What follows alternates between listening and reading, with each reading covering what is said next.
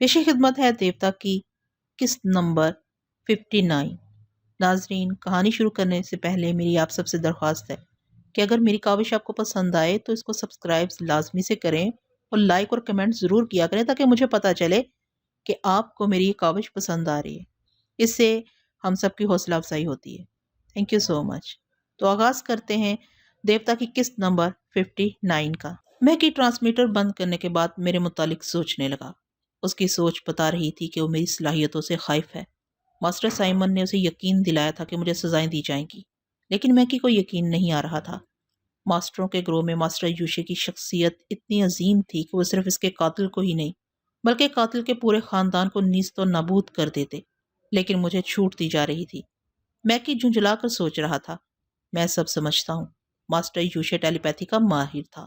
اب ٹیلی پیتھی جاننے والے فرہاد سے ہی اس کی جگہ پر کی جا سکتی ہے۔ میں اچھی طرح سمجھ رہا ہوں۔ وہ تینوں ماسٹر فرہاد کو سزا دینے کی بجائے کوئی بہت بڑا عہدہ دیں گے۔ کیا سپر ماسٹر اس بات کو تسلیم کر لے گا؟ میں میکی کی سوچ پڑھ کر سوچنے لگا کہ یہ سپر ماسٹر کون ہے؟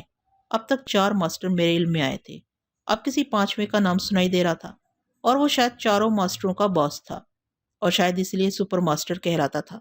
میں اپنے طور پر سوچتا رہا تو بات سمجھ میں نہیں آئی، اس لیے میکی کی سوچ میں اسے کریدنے لگا۔ یہ سپر ماسٹر باقی 3 ماسٹروں کے فیصلے سے انکار کیوں کرے گا؟ اسے اکثریت کا فیصلہ منظور کرنا ہی ہوگا۔ میکی کے دماغ میں یہ سوچ پیدا ہوئی تو وہ جواباً سوچنے لگا۔ وہ اکثریت کو کب خاطر میں لاتا ہے؟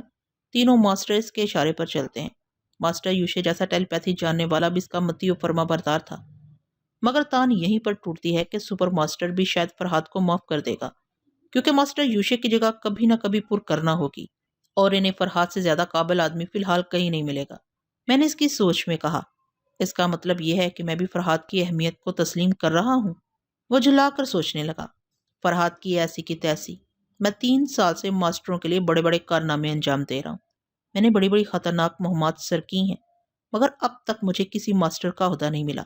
فرہاد کیا چیز ہے؟ میں ماسٹروں پر ثابت کر دوں گا کہ جس فرہاد سے وہ اندر ہی اندر خائف ہیں، میں اسے تنگنی کا ناچ نچا سکتا ہوں، مگر اس مقصد کے لیے بہت سوچ سمجھ کر قدم اٹھانا ہوگا۔ وہ تدبیریں سوچنے لگا۔ میں بہت دیر اس کے ذہن میں جھانکتا رہا، مگر اسے کوئی عمدہ سی تدبیر نہیں سوچ رہی تھی۔ ویسی چال چلنا چاہتا تھا کہ جس سے دوسرے ماسٹر اعتراض نہ کر سکیں، اور وہ یہ ثابت بھی کر سکے کہ فرہاد کو اپنے کنٹرول میں رکھ سکتا ہے۔ جب کوئی تدبیر سجھائی نہ دی تو اس کے دماغ نے اسے سمجھایا کہ سوچنا فضول ہے، ہو سکتا ہے کہ کسی وقت فرہاد چپکے سے اس کے خیالات پڑھ لے۔ دانش مندی یہی ہے کہ اچانک ہی کوئی تدبیر سجھائی دے تو وہ اس پر عمل کرے۔ اس نے سوچنا چھوڑ دیا۔ میں بھی ذہنی طور پر اس کا پیچھا نہ کر سکا کیونکہ سونیا بیدار ہو گئی تھی۔ وہ نہانے اور لباس بدلنے کے لیے باتھ روم میں چلی گئی۔ وہاں سے واپس آ کر اس نے پوچھا، اب کیا ارادہ ہے؟ اب کیا ارادہ ہے؟ کیا تم جزیرہ کوائی جا کر ماسٹروں کے سامنے اپنی صفائی پیش کرو گے؟ اس کے سوا میں کر بھی کیا سکتا ہوں؟ یہاں سے فرار کا کوئی راستہ ہو تو بتاؤ۔ میں کیا بتاؤں؟ میکی نے ہمارے پاسپورٹ اپنے پاس رکھ لیے ہیں، اس کے بغیر تم اپنے ملک واپس نہیں جا سکو گے، میں نے لاپرواہی سے شانے اچکاتے ہوئے کہا۔ جب فرار کا کوئی راستہ نہیں ہے تو اپنی مجبوریوں کا ماتم کرنا فضول ہے۔ کیوں نہ ہم ہنستے کھیلتے آنے والی مصیبتوں کا استقبال کریں؟ چلو ہم باہر چلتے ہیں، میں تمہاری رہنمائی میں دیکھوں گا کہ یہ جزیرہ کتنا خوبصورت ہے۔ میں بھی نہانے اور لباس تبدیل کرنے باتھ روم میں چلا گیا۔ زندگی کی دھوپ میں دوڑتے دوڑتے حالات نے سکھا دیا تھا کہ پریشان ہونے سے کبھی کوئی مسئلہ حل نہیں ہوتا۔ میکی موقع کی طاق میں تھا اور میں بھی موقع پر حاضر دماغی سے کام لینا جانتا ہوں۔ جو ہوگا دیکھا جائے گا۔ تفریح کے جو لمحات میسر ہو رہے ہیں انہیں ضائع نہیں کرنا چاہیے۔ میں ایک بہترین سوٹ پہن کر تیار ہو گیا۔ سونیا بھی غضب ڈھا رہی تھی۔ اس نے ہوائی دوشیزاؤں کے انداز میں گھٹنے تک ریشمی چین کی پیٹی کوٹ پہنی ہوئی تھی۔ اسی ریشم کا ایک بلاؤز پہنا ہوا تھا جو آستینوں سے بے نیاز تھا۔ اس کی سیڈول باہیں تانبے کی طرح سرخی مائل تھی۔ ہار سنگار کے طور پر گلے میں پھولوں کا ہار تھا، کانوں میں پھولوں کے آویزے تھے اور پیروں میں پھولوں کی پائل بندھی ہوئی تھی۔ جب وہ چلتی تو پھولوں کی پائل سے خوشبوؤں کی بے آواز چھم چھم ابھرتی تھی۔ ہم کمرے سے باہر آئے تو کوریڈور میں میکی سے ملاقات ہو گئی۔ وہ ہماری ہی طرف آ رہا تھا۔ جب اسے پتا چلا کہ ہم تفریح کی گھر سے باہر جا رہے ہیں تو اس نے اعتراض کیا، ماسٹر سائمن کا حکم ہے کہ آپ لوگ باہر نہ جائیں۔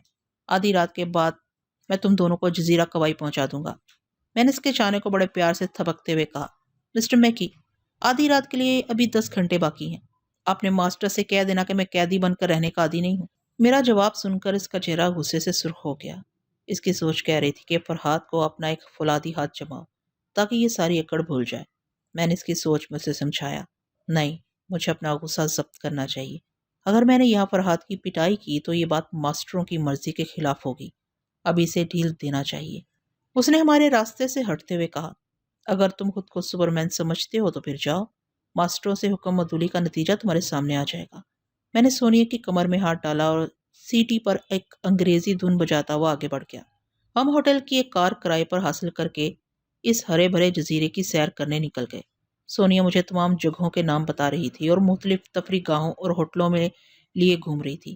2 گھنٹے بعد جب ساحلی سڑک پر کار ڈرائیو کر رہا تھا تو مجھے ایک تعاقب کرنے والی کار کا علم ہوا۔ میں عقب نما آئینے میں اس زرد رنگ کی کار کو کئی بار دیکھ چکا تھا اور یہ سوچ کر اسے نظر انداز کر دیا تھا کہ اس کا 2-4 بار نظر آنا محض اتفاق ہے، مگر ساحلی سڑک ویران تھی۔ اس ویران سڑک پر کسی کار کے مسلسل پیچھے آتے رہنے سے خطرے کا احساس ہو گیا تھا۔ میں نے سونیا سے کہا، ایک کار برابر ہمارے پیچھے آ رہی ہے۔ مجھے میکی پر شبہ ہے، وہ مجھے اس طرح نقصان پہنچانے کی فکر میں ہے کہ ماسٹروں کو کوئی شکایت نہ ہو۔ سونیا نے پلٹ کر پیچھے کی طرف دیکھا، پھر مجھ سے کہا، یہ میکی کی کار نہیں ہے، لیکن میں صبح سے میکی کے تیور کو سمجھ رہی ہوں، وہ تمہیں پسند نہیں کرتا۔ تعجب ہے کہ وہ ماسٹروں کی مرضی کے خلاف تمہیں کیسے نقصان پہنچا سکتا ہے۔ یہ تو آگے چل کر ہی معلوم ہوگا۔ تم اتنا یاد رکھو کہ کسی موقع پر میں اچانک کی گاڑی روکوں تو تم فوراً ہی کار سے اتر کر ان جھاڑیوں کے پیچھے چلی جانا۔ کیا یہ جھاڑیاں آگے دور تک گئی ہیں؟ ہاں، مگر میں تمہیں خطرے میں چھوڑ کر نہیں جاؤں گی۔ نادانی کی باتیں نہ کرو، میں تنہا رہ کر اپنی حفاظت کر لوں گا۔ تم ساتھ رہو گی تو پریشانیاں بڑھ جائیں گی۔ کار روکنے کا موقع جلد ہی آ گیا۔ ایک موڑ کاٹتے ہی اچانک ایک بڑی سی اسٹیشن ویگن نے راستہ روک لیا۔ وہ سڑک پر ترچھی کھڑی ہوئی تھی۔ میں نے ایک جھٹکے سے بریک لگا کر اپنی گاڑی روک دی۔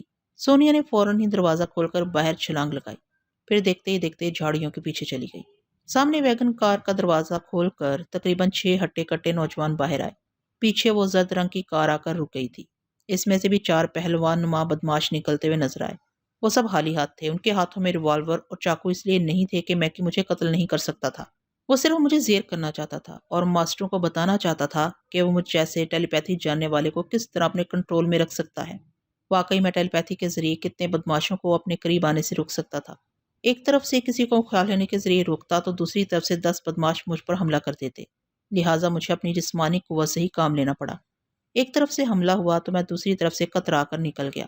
میں کوئی سپر مین تو نہیں تھا کہ انہیں مار مار کر ان سے کتراتا رہتا اور وہ بزدلوں کی طرح مار کھاتے رہتے۔ ان میں سے ایک فائٹر موجود تھا۔ انہوں نے مجھے ایسے ایسے ہاتھ جمائے کہ ڈوبتی شام سے پہلے ہی تارے نظر آنے لگے۔ ایسی حالت میں 2 بدماشوں نے مجھے پیچھے سے پکڑ لیا اور 2 آگے آ گئے اور میری ٹانگوں سے لپٹ گئے، پھر مجھ پر تابڑ توڑ لاتے اور گھونسے پڑنے لگے۔ اس وقت تک سونیا کے سمجھ میں یہ بات آ گئی کہ سب نہتے ہیں اور کوئی مجھے جان سے نہیں مارنا چاہتا۔ وہ دوڑتی ہوئی میری مدد کے لیے ان بدماشوں کے قریب آئی اور اپنے آہنی پنجے کھول دیے۔ اسی وقت ایک بدماش نے ایک لمبا سا چاقو نکال کر اس کی نوک میری گردن پر رکھتے ہوئے کہا، دیکھو سونیا، میکی کے مقابلے پر نہ آؤ۔ ہمارے باس نے کہا ہے کہ اس آدمی کو زندہ سلامت اس کے پاس پہنچایا جائے۔ اگر تم ہمارے کسی آدمی کو نقصان پہنچاؤ گی تو اس آدمی کی زندگی کی ضمانت نہیں دی جائے گی۔ سونیا بے بسی سے مجھے دیکھنے لگی۔ میں نے اسے کہا، سونیا اس کی بات مان جاؤ اور آگے آگے دیکھو ہوتا ہے کیا۔ سونیا نے خاموشی سے اپنے پنجے سمیٹ لیے۔ وہ مجھے پکڑ کر کھینچتے ہوئے ویگن کی طرف لے گئے۔ اس کی پچھلی سیٹ پر مجھے سونیا کے ساتھ بٹھایا گیا، پھر دوسرے بدماش ہماری نگرانی کے لیے بیٹھ گئے۔ اس کے بعد ویگن واپس مڑ کر ایک نامعلوم منزل کی طرف جانے لگی۔ کم بختوں نے مجھے مار مار کر پلپلا کر کے رکھ دیا تھا۔ صبح ماسٹر یوشے نے مجھے ذہنی اذیتیں پہنچائی تھیں۔ اس کے بعد اپنے 2 آدمیوں کو میری اچھی طرح مرمت کرنے کے لیے کہا تھا۔ دوپہر کو سونیا نے ایسے جم کر مالش کی تھی کہ ہڈیوں کا درد کسی حد تک زائل ہو گیا تھا، مگر اب ان بدماشوں نے مجھے پھر توڑ پھوڑ کر رکھ دیا تھا۔ میں پچھلی سیٹ پر نیم دراز ہو کر کراہ رہا تھا اور دل ہی دل میں کہہ رہا تھا، بیٹے فرحات، ایک ٹیلی پیتھی کا علم جان کر خود کو ہیرو سمجھنے لگے ہو۔ دیکھ لو ہیرو بننے کے لیے کیسی مار کھانا پڑتی ہے۔ تم پاکستانی کہانیوں کے ہیرو تو نہیں ہو جو مافوق الفطرت ہوتا ہے، جو اپنے ملک کے باہر نگری نگری گھومتا ہے اور ہر جگہ نامور بدماشوں کی فوج کو نہتا ہو کر مارتا پیٹتا اور نیست و نابود کرتا گزرتا چلا جاتا ہے۔ اب یہ مار دھاڑ والی حقیقتیں سامنے آ رہی تھی تو میں اپنی صلاحیتوں کے باوجود مار کھاتا جا رہا تھا۔ اب میرے پڑھنے والے مجھے بزدل سمجھے یا مجبور سمجھے یا حالات کا تقاضا سمجھے، بہرحال مجھ پر جو بیتی ہے میں اسے اپنی آپ بیتی میں ضرور پیش کروں گا۔ سونیا میرے پاس بیٹھی ہوئی میرا سر سہلا رہی تھی۔ اسے آس پاس بیٹھے ہوئے بدماشوں پر غصہ آ رہا تھا، مگر وہ بھی حالات سے مجبور تھی، میری مدد نہیں کر سکتی تھی، صرف میرا سر سہلا کر خاموشی سے مجھے تسلیاں دے سکتی تھی۔ میں بدماشوں کی موجودگی میں اسے کھل کر باتیں نہیں کر سکتا تھا، لہٰذا سوچ کے ذریعے کہنے لگا، سونیا تم یہاں کے تمام علاقوں سے واقف ہو، ذرا کھڑکیوں سے باہر دیکھتی رہو کہ یہ کن راستوں سے گزر رہے ہیں۔ سونیا نے بھی سوچ کے ذریعے کہا، میں دیکھ رہی ہوں اور سمجھ بھی رہی ہوں، یہ میکی کے خفیہ اڈے کی طرف جا رہے ہیں۔ جب گیدڑ کی موت آتی ہے تو وہ شہر کی طرف بھاگتا ہے۔ میکی بھی شاید زندگی سے بیزار ہو گیا ہے، اس لیے وہ میری طرف بڑھ رہے ہیں۔ یہ کہتے ہی میں تکلیف سے کراہنے لگا۔ مار کھا کر ادموا ہونے کے باوجود میں ایسی خوش فہمی میں تھا کہ میرے بجائے میکی کی موت آئے گی۔ پتہ نہیں وہ کم بخت میرے ساتھ کس طرح پیش آنے والا تھا۔ 20 منٹ کے بعد وہ گاڑی ایک بہت بڑی کوٹھی کے احاطے میں پہنچ کر رک گئی۔ وہ میکی کی رہائش گاہ تھی۔ وہ مجھے کوٹھی کے اندر ایک ڈرائنگ روم میں لے آئے۔ اس کمرے کی سجاوٹ دیکھ کر میری آنکھیں کھلی کی کھلی رہ گئیں۔ وہ جدید طرز کے قیمتی سامان سے ایسا آراستہ تھا کہ آرائش کے ہر سامان پر نظریں جم کر رہ جاتی تھی۔ کسی شہزادے کا محل بھی ایسا نہ ہوگا۔ اس کی کوٹھی کو دیکھ کر پتہ چلتا تھا کہ تمام ماسٹر ایک شہزادے کی طرح ٹھاٹ باٹ سے اسے رکھتے ہیں۔ وہاں سے ہمیں ایک دوسرے بڑے ہال میں پہنچایا گیا۔ وہ ہال سامان سے بالکل خالی تھا۔ وہ ہال سامان سے بالکل خالی تھا۔ ایسا معلوم ہو رہا تھا کہ فری سٹائل لڑنے کے لیے اس ہال کو خالی رکھا گیا ہے۔ ایک طرف اونچے سے سٹیج پر ایک نیم دائرے میں گھومی ہوئی بڑی سی میز تھی۔ اس میز کے پیچھے ریوالونگ چیئر پر میکی شاہانہ انداز سے بیٹھا ہوا تھا۔ سامنے میز پر ایک بڑا سا ٹرانسمیٹر رکھا ہوا تھا۔ اس نے مجھے دیکھتے ہی کہا، فرحات میں تم سے کہہ چکا تھا کہ آج رات تمہیں ماسٹروں کے سامنے پیش کیا جائے گا، مگر ابھی تم سونیا کے ساتھ فرار ہونے کی کوشش کر رہے تھے۔ میں سونیا کے ساتھ تفریح کے لیے نکلا تھا، مگر وہ مجھ پر فرار ہونے کا جھوٹا الزام لگا رہا تھا۔ میں جواباً کچھ کہنا چاہتا تھا مگر مجھ سے پہلے ہی سونیا جنگلی بلی کی طرح گھرا کر کہنے لگی۔ وہ اپنی زبان میں کہہ رہی تھی، اس لیے میں اس کی باتیں نہیں سمجھ سکا۔ میکی نے اس کے جواب میں مسکراتے ہوئے کہا، سونیا ہم سب تمہاری بڑی عزت کرتے تھے اور بڑے احترام سے تمہیں مادام کہتے تھے، مگر تم نے فرار ہونے میں فرحات کا ساتھ دے کر ہمارے اعتماد کو ٹھیس پہنچائی ہے۔ ایک بدماش نے آگے بڑھ کر کہا، باس یہ فرحات کو ہماری گرفت سے آزاد کرانے کے لیے اپنے آہنے پنجے کھول کر کھڑی ہو گئی تھی۔ اگر میں فرحات کی گردن پر چاقو رکھ کر اسے مار ڈالنے کی دھمکی نہ دیتا تو یہ ہمیں بہت زیادہ نقصان پہنچاتی، کیونکہ ہم سب نہتے تھے۔ آپ نے حکم دیا تھا کہ فرحات کو جانی نقصان نہ پہنچایا جائے، پھر بھی احتیاطاً میں نے ایک چاقو رکھ لیا تھا جو وقت پر کام آ گیا۔ میکی نے ٹرانسمیٹر کی طرف گھوم کر کہا، ماسٹر سائمن میں نے اس لیے ٹرانسمیٹر کو آن رکھا ہے کہ آپ ساری باتیں خود ہی سن لیں۔ میں نے اپنے آدمیوں کو سمجھا دیا تھا کہ فرحات کو جانی نقصان نہ پہنچائیں، کیونکہ آپ اسے جان سے نہیں مارنا چاہتے، اور یہ کہ سر چڑھتا جا رہا ہے۔ اس نے مادام سونیا کو بھی اپنی طرف کر لیا ہے۔ اگر اسے اسی طرح ڈھیل دی گئی تو یہ رفتہ رفتہ ہمارے کام کے آدمیوں کو اپنے مقصد کے لیے استعمال کرنا شروع کر دے گا۔ میں آپ سے پہلے ہی عرض کر چکا ہوں کہ آپ فرحات کو پوری طرح میرے کنٹرول میں دے دیں۔ یہ ٹیلی پیتھی کے ذریعے زیادہ سے زیادہ مجھے پاگل بنا دے گا، مگر میں نے ایسے انتظامات کر لی ہیں کہ میرے پاگل بننے کے بعد بھی میرا اسسٹنٹ اسے ایسی ذہنی اذیتیں پہنچائے گا کہ یہ حقیر کیڑے کی طرح زمین پر گھسٹتا ہوا آپ کے قدموں تک پہنچے گا، پھر کبھی آپ کی مرضی کے بغیر اپنے ٹیلی پیتھی کے علم کو کام میں نہیں لائے گا۔ اب آپ بتائیں مجھے کیا کرنا چاہیے؟ اوور۔ میکی کے کانوں میں ہیڈ فون نہیں لگا تھا۔ ٹرانسمیٹر کا اسپیکر علیحدہ میز پر رکھا ہوا تھا۔ وہاں سے ابھرنے والی آواز کو ہم سب سن رہے تھے۔ ماسٹر سائمن کہہ رہا تھا، میکی ہم سب ماسٹر تمہاری ذہانت اور تمہاری صلاحیتوں کا اعتراف کرتے ہیں۔ فرحات کو ایک کتے کی طرح اپنا وفادار بنانے کے لیے ہم نے ایسے انتظامات کیے ہیں کہ وہ ہمیشہ ہمارے قدموں میں لوٹتا رہے گا۔ ہم اس جزیرے میں اس کا بے چینی سے انتظار کر رہے ہیں۔ ہمارا خیال تھا کہ وہ شرافت سے یہاں چلائے گا، مگر وہ تمہیں پریشان کر رہا ہے۔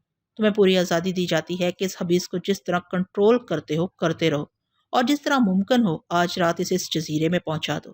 صرف اس بات کا خیال رکھو کہ وہ زندہ ہمارے پاس آئے، خواہ وہ زندہ ہوتے ہوئے بھی مردوں سے بدتر کیوں نہ ہو۔ سونیا کو بھی تمہارے حوالے کیا جاتا ہے۔ Over and all. میں سوچ رہا تھا کہ اپنی صفائی میں کچھ کہوں گا، مگر ماسٹر سائمن نے اوور اینڈ آل کہہ کر رابطہ ختم کر دیا۔ میں ماسٹر سائمن سے دماغی رابطہ بھی قائم کر سکتا تھا۔ پھر میرے دماغ نے سمجھایا کہ فائدہ کیا ہوگا، کیونکہ ان کی باتوں سے پتہ چل چکا تھا کہ وہ مجھے ایک کتے کی طرح وفادار بنانے کے لیے مجھے ذہنی اذیتیں پہنچانے کے انتظامات بہت پہلے سے کر چکے ہیں، اور یہ تو مجھ سے کبھی ہو نہیں سکتا تھا کہ میں زندگی کے کسی موڑ پر ان کے لیے کتا بن جاؤں۔ ان حالات میں میں عزت کی موت مر سکتا تھا، ذلت سے جھکنا نہیں سیکھا تھا میں نے۔ ماسٹر سائمن سے اجازت ملنے کے بعد میکی مجھے فخری انداز میں مسکرا کر دیکھ رہا تھا۔ یہ اس کے لیے بہت بڑا اعزاز تھا کہ بہت بڑے ماسٹر کے قاتل کو اس کے حوالے کیا گیا تھا۔ اسے ماسٹروں کے سامنے یہ ثابت کرنے کا موقع مل گیا تھا کہ فرحات اور اس کی ٹیلی پیتھی کا علم میکی سے زیادہ خطرناک نہیں ہے۔ اس نے اپنے آدمیوں سے کہا، ان دونوں کو چیمبر میں لے جاؤ۔ وہ کس چیمبر کا ذکر کر رہا تھا مجھے نہیں معلوم تھا، لیکن سونیا خوف سے زرد پڑ گئی تھی۔ وہ ہمیں دھکے دے کر اس حال سے باہر لے جا رہے تھے۔ سونیا بار بار مجھے دیکھ رہی تھی۔ اس کی سوچ کہہ رہی تھی، فرحات نکل بھاگنے کی کوشش کرو، اس چیمبر میں جانے کے بعد کوئی زندہ باہر نہیں آتا۔ میں کس طرح بھاگ نکلنے کی کوشش کرتا؟ میں کس طرح نکل بھاگنے کی کوشش کرتا، میرے بدن کا جوڑ جوڑ دکھ رہا تھا، یوں لگ رہا تھا جیسے جگہ جگہ سے ہڈیاں چٹک گئی ہوں۔ میں کسی سے لڑنے کی پوزیشن میں نہیں تھا، کیونکہ وہاں بھی 10 عدد بدماش آگے پیچھے چل رہے تھے۔ میرے ٹوٹے پھوٹے ہونے کے باوجود سب مجھ سے محتاط تھے۔ شاید میکی نے میرے متعلق انہیں اچھی طرح سمجھا دیا تھا۔ میں نے بے بسی سے سونیا کی جانب دیکھا تو وہ بالکل ہی مایوس ہو گئی۔ ہم ایک طویل راہداری سے گزر رہے تھے، جہاں ملچکا سا اندھیرا پھیل رہا تھا۔ کوٹھی کے آخری سرے پر ایک کمرہ تھا۔ جب وہ اس کمرے میں ہمیں لے جانے لگے تو سونیا خود ہی بچ نکلنے کی کوشش کرنے لگی۔ وہ اچانک ہی اپنے آس پاس والوں کی گرفت سے نکل کر مقابلے کے لیے ذرا دور جا کر کھڑی ہو گئی۔ چشم الظن میں اس کے آہنی ناخن باہر آئے۔ ان ناخنوں کو دیکھتے ہی بدماش اس سے کترانے لگے۔ وہ صرف اس کے ناخنوں سے ہی خوفزدہ نہیں تھے، بلکہ بارہا اس کے لڑنے کا تماشا بھی دیکھ چکے تھے۔ میں لڑنے میں اس کا ساتھ تو نہیں دے سکتا تھا، مگر اپنے علم کو کام میں لا سکتا تھا۔ وہ بدماش پھر چاقو کھول کر کھڑا ہو گیا تھا، مجھے چاقو کی نوک پر رکھ کر سونیا کو لڑنے سے باز رکھنا چاہتا تھا۔ میں نے فوراً اسے ذہنی جھٹکا پہنچایا۔ وہ ایک دم سے لڑکھڑاتا ہوا پیچھے چلا گیا۔ چاقو اس کے ہاتھ سے گر پڑا، کیونکہ اب وہ دونوں ہاتھوں سے اپنے سر کو تھام رہا تھا۔ میں نے چاقو اٹھا لیا تاکہ کوئی میرے قریب نہ آئے۔ سونیا مجھے خود اپنی حفاظت آپ کرتے دیکھ کر پورے فارم میں آ گئی اور ادھر سے ادھر اچھل اچھل کر حملے کرنے لگی۔ بدماشوں کی پوری فوج تتر پتر ہو رہی تھی۔ کوئی اس کے قریب جانے کی ہمت نہیں کر رہا تھا، اور جس کے قریب وہ گئی تھی وہ آہنی ناخنوں کی زد میں آ کر لہولہان ہو گیا تھا۔ کچھ بدماش بھاگتے ہوئے میکی کے پاس چلے گئے۔ ذرا سی دیر میں میکی اپنے 4 آدمیوں کو لے کر ہتھیلی میں پہنچ گیا۔ اس کے ہاتھوں میں اسٹین گنیں تھیں۔ اس نے چیخ کر کہا، ہوش سونیا، رک جاؤ۔ ماسٹروں نے فرحات کو مارنے کی اجازت نہیں دی ہے، مگر یہ اسٹین گنیں تمہیں بھون کر رکھ دیں گی۔ سونیا اپنے پنجے موڑنے پر مجبور ہو گئی۔ وہ الٹے قدموں میرے پاس آ کر مایوسی سے بولی، اب میں کیا کر سکتی ہوں؟ میں نے اس کے شانے پر ہاتھ رکھ کر نرمی سے کہا، کچھ نہ کرو، خود کو حالات پر چھوڑ دو۔ میکی نے اسٹین گن والوں کے ساتھ آگے بڑھتے ہوئے کہا، شاباش فرحات، تم سمجھدار آدمی ہو۔ جاؤ، اب اپنی اس جنگلی بلی کو لے کر اس کمرے میں چلے جاؤ۔ میں سونیا کا ہاتھ پکڑ کر اس کمرے کے دروازے تک آیا۔ پہلے وہ اس کمرے کے اندر جانے سے ہچکچا رہی تھی، مگر میرے ہاتھ نے اس کے ہاتھ کو تھام کر بڑا حوصلہ دیا۔ مرد کا ہاتھ تھام کر عورت جہنم میں بھی چلی جاتی ہے۔ وہ میرے ساتھ کمرے کے اندر آ گئی، پھر دروازہ اندر سے بند ہو گیا۔ کمرے کے اندر پہنچ کر پتہ چلا کہ ہم کسی برف خانے میں چلے آئے ہیں۔ وہاں کی دیواروں اور فرش پر جگہ جگہ برف جمی ہوئی تھی۔ پہلے تو اس چیمبر میں داخل ہوتے وقت بڑا اچھا لگا، کیونکہ ہم باہر کی گرم ہوا سے گزر کر آئے تھے۔ وہاں پہنچ کر یوں لگا جیسے ہم کھلے ہوئے فریج کے سامنے کھڑے ہو گئے ہوں، مگر فریج کا دروازہ بند ہوتے ہی ہم سرد جہنم میں پہنچ گئے۔ ایسی غضب کی ٹھنڈک تھی کہ ہمارے جسم کپ کپا اٹھے۔ میں پریشان ہو کر چاروں طرف دیکھنے لگا۔ وہ اکلوتا دروازہ باہر سے بند تھا، کھڑکیاں کہیں نہیں تھی۔ ایک ہی چھوٹا سا وینٹیلیٹر تھا تاکہ گھٹن کا احساس نہ ہو۔ میں نے آگے بڑھ کر اس دروازے پر زور آزمائی کی۔ میرے جھٹکے دینے سے دروازے پر جمی برف جھڑنے لگی، مگر وہ کھلا نہیں۔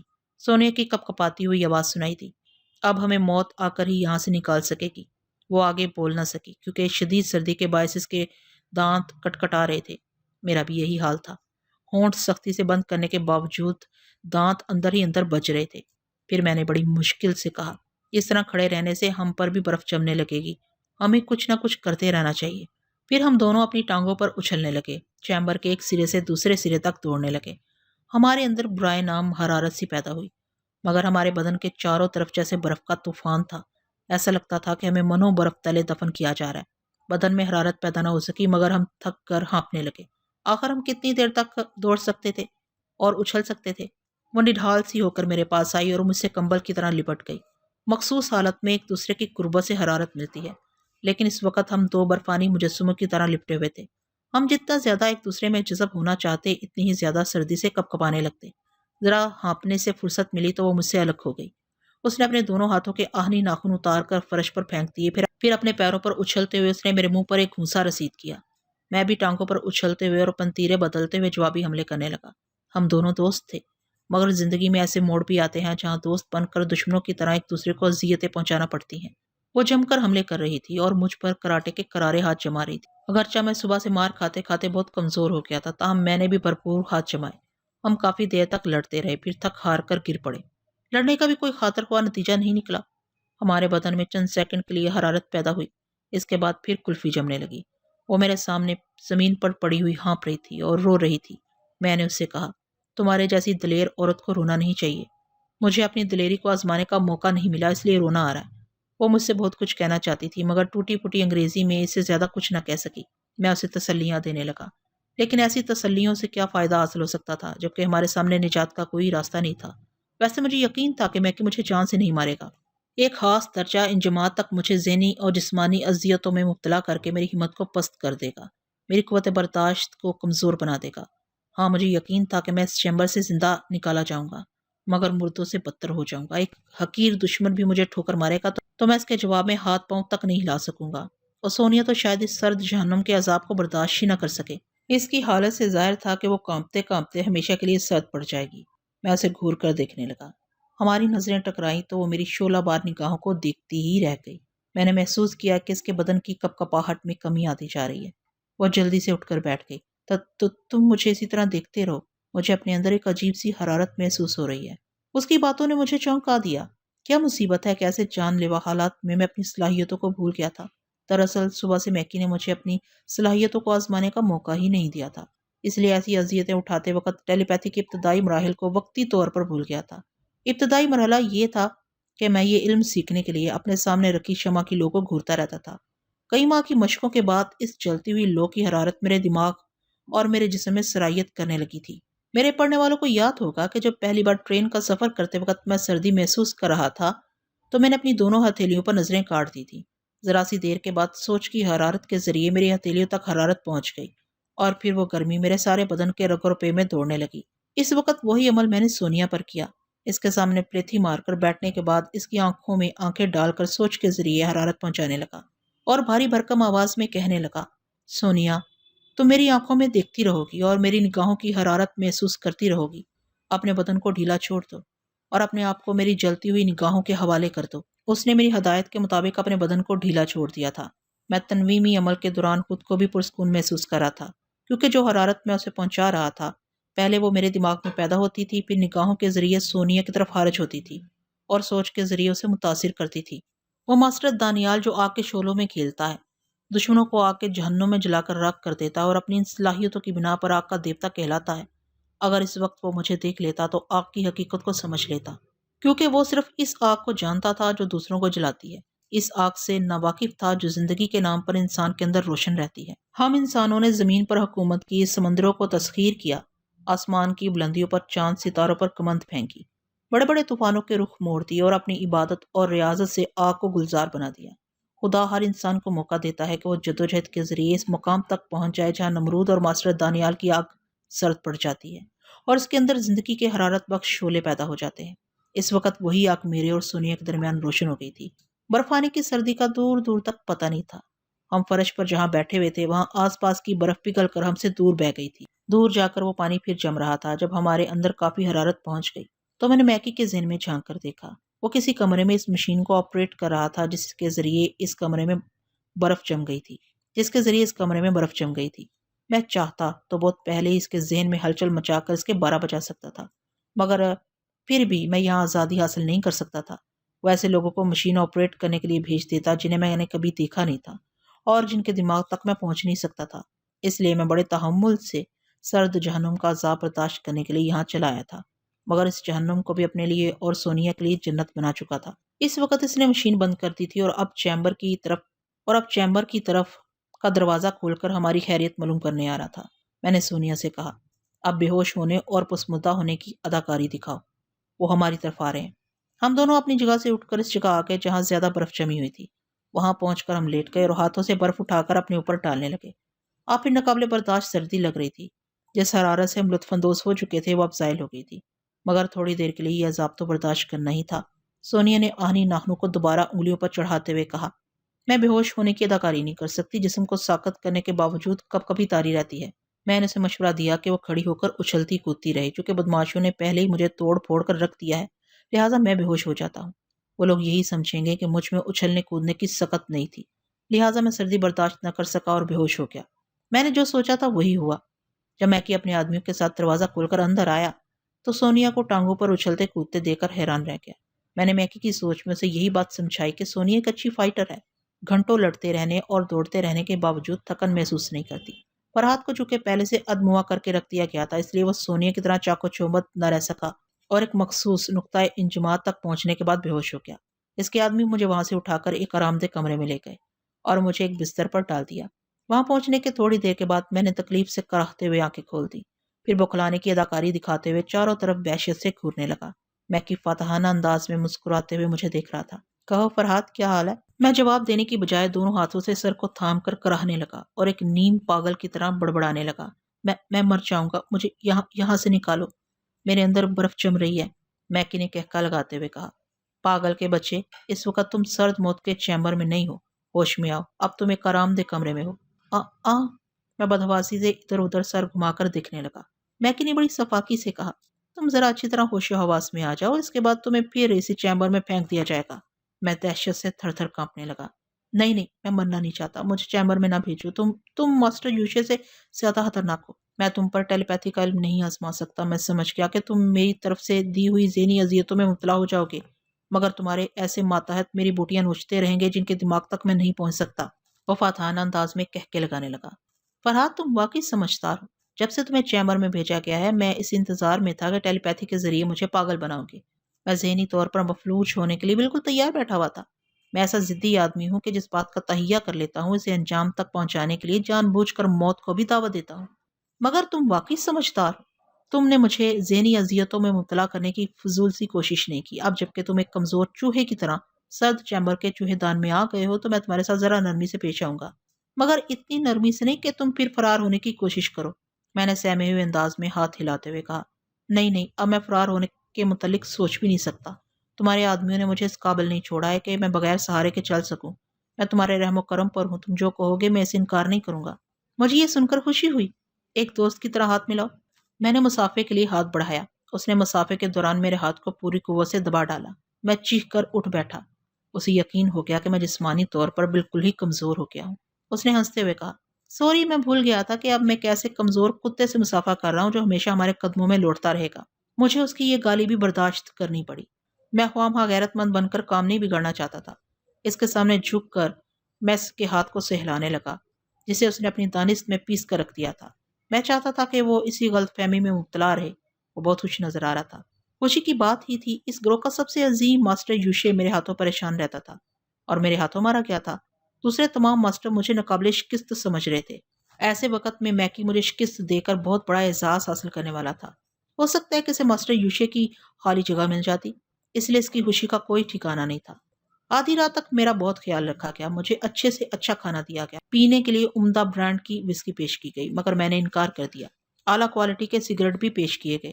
اس نے سب کچھ کیا لیکن میری ٹوٹ پھوٹ کا علاج نہیں کیا۔ جماکو مالش کی بہت اچھی دوا لے کر آیا تھا، اگر وہ دوبارہ وہی دوا مل جاتی تو میری ہڈیوں کا درد نکل جاتا۔ پھر میری حالت اتنی ابتر نہیں تھی، موقع ملتے ہی میں دو چار کو اب بھی ٹھکانے لگا سکتا تھا۔ ٹھیک 11 بجے میکی میرے کمرے میں 2 آدمیوں کے ساتھ آیا۔ وہ مجھے اپنے ساتھ لے جانا چاہتا تھا۔ اس وقت بھی میں نے بستر سے اٹھ کر بیٹھتے وقت کراہتے ہوئے بڑی کمزوری اور نقاہت کا اظہار کیا۔ بستر سے اٹھ کر کھڑا ہوا تو دونوں ہاتھوں سے سر کو تھام کر یوں بیٹھ گیا جیسے سر چکرا رہا۔ میکی کے اشارے پر اس کے 2 آدمی میری طرف بڑھے اور مجھے سہارا دے کر لے جانے لگے۔ 2 آدمی میری طرف بڑھے اور مجھے سہارا دے کر لے جانے لگے۔ کوٹھی کے باہر کار تک پہنچنے کے دوران میں نے کبھی کبھی ڈگمگانے کی ایکٹنگ کی۔ انہیں پوری طرح یقین ہو چکا تھا کہ میں جسمانی طور پر بالکل ہی بیکار ہو چکا ہوں۔ کار کی اگلی سیٹ پر سونیا بیٹھی ہوئی تھی۔ وہ 2 آدمی میرے ساتھ پچھلی سیٹ پر بیٹھ گئے، پھر وہ کار آگے بڑھ گئی۔ میکی ہمارے پیچھے پیچھے اپنی کار میں آ رہا تھا۔ مجھے زخمی حالت میں ادموا دیکھ کر وہ بہت خوش ہو رہا تھا اور مجھے اسی حالت میں ماسٹروں کے سامنے پیش کرنا چاہتا تھا۔ انہیں یہ بتانا چاہتا تھا کہ میکی جیسے شہزور کے سامنے ٹیلی پیتھی جاننے والے بھی کیسے کمزور پڑ جاتے ہیں۔ بندرگاہ سے بہت دور ویران سے ساحل پر ہماری گاڑیاں رک گئیں۔ ساحل کے گہرے پانی میں ایک لانچ کھڑی ہوئی تھی جو اندھیرے میں دور سے نظر نہیں آتی تھی۔ شاید غیر قانونی طور پر انہوں نے اس لانچ کو وہاں لنگر انداز کیا تھا۔ وہ مجھے کار سے باہر نکال کر سہارا دیتے ہوئے لانچ کے عرصے پر لے آئے۔ سونیا بھی ایک قیدی کی طرح ان کے درمیان چل رہی تھی۔ ہم دونوں کو ایک کیبن میں پہنچا کر باہر سے دروازے کو بند کر دیا گیا۔ پھر جلد ہی رات کے سناٹے میں لانچ کے انجن کی گرگراہٹ سنائی دی۔ جزیرہ کوائے کی طرف ہمارا سفر شروع ہو گیا تھا۔ سونیا میرے پاس بستر پر بیٹھی ہوئی میرے بدن کو داب رہی تھی۔ وہ بھی یہی سمجھ رہی تھی کہ میں جسمانی طور پر بالکل ہی ناکارہ ہو گیا ہوں، مگر جب میں اچانک ہی اٹھ کر بیٹھ گیا اور بستر سے اتر کر ادھر سے ادھر چلتے ہوئے کیبن کا جائزہ لینے لگا تو وہ حیران ہو کر سوالیہ نظروں سے مجھے دیکھنے لگی۔ میں نے مسکرا کر کہا، میں بالکل ٹھیک ہوں، صرف دشمنوں کو فریب دینے کے لیے میں خود کو بے بس اور کمزور ظاہر کر رہا ہوں۔ ویسے مجھے سخت چوٹیں آئی ہیں، میں تکلیف بھی محسوس کر رہا ہوں، مگر مرد ایک ایک زخم کو تمغے کے طور پر اپنے بدن پر سجاتا ہے۔ اب مجھے موقع ملا تو میں نے چھٹی کا دودھ یاد دلا دوں گا، اور اب وقت آ گیا ہے کہ کوئی موقع تلاش کیا جائے۔ سونیا میری بات سن کر خوشی سے کھل گئی۔ اس نے بڑے پیار سے ایک گھونسا میرے منہ پر رکھ کر کہا، اب شیر جاگا ہے، مگر کٹہرے کا دروازہ باہر سے بند ہے۔ دروازہ کسی طرح کھلوانا ہوگا۔ میں اسی انتظار میں تھا کہ یہ مجھے جزیرہ ہوائی سے باہر لے آئیں۔ یہاں کھلے سمندر میں میکی کے علاوہ صرف 5 آدمی ہیں۔ میرا خیال ہے کہ ہم دونوں اتنے آدمیوں سے نبٹ لیں گے۔ ضرور نبٹ لیں گے، ان کا بھرتا بنا ڈالیں گے۔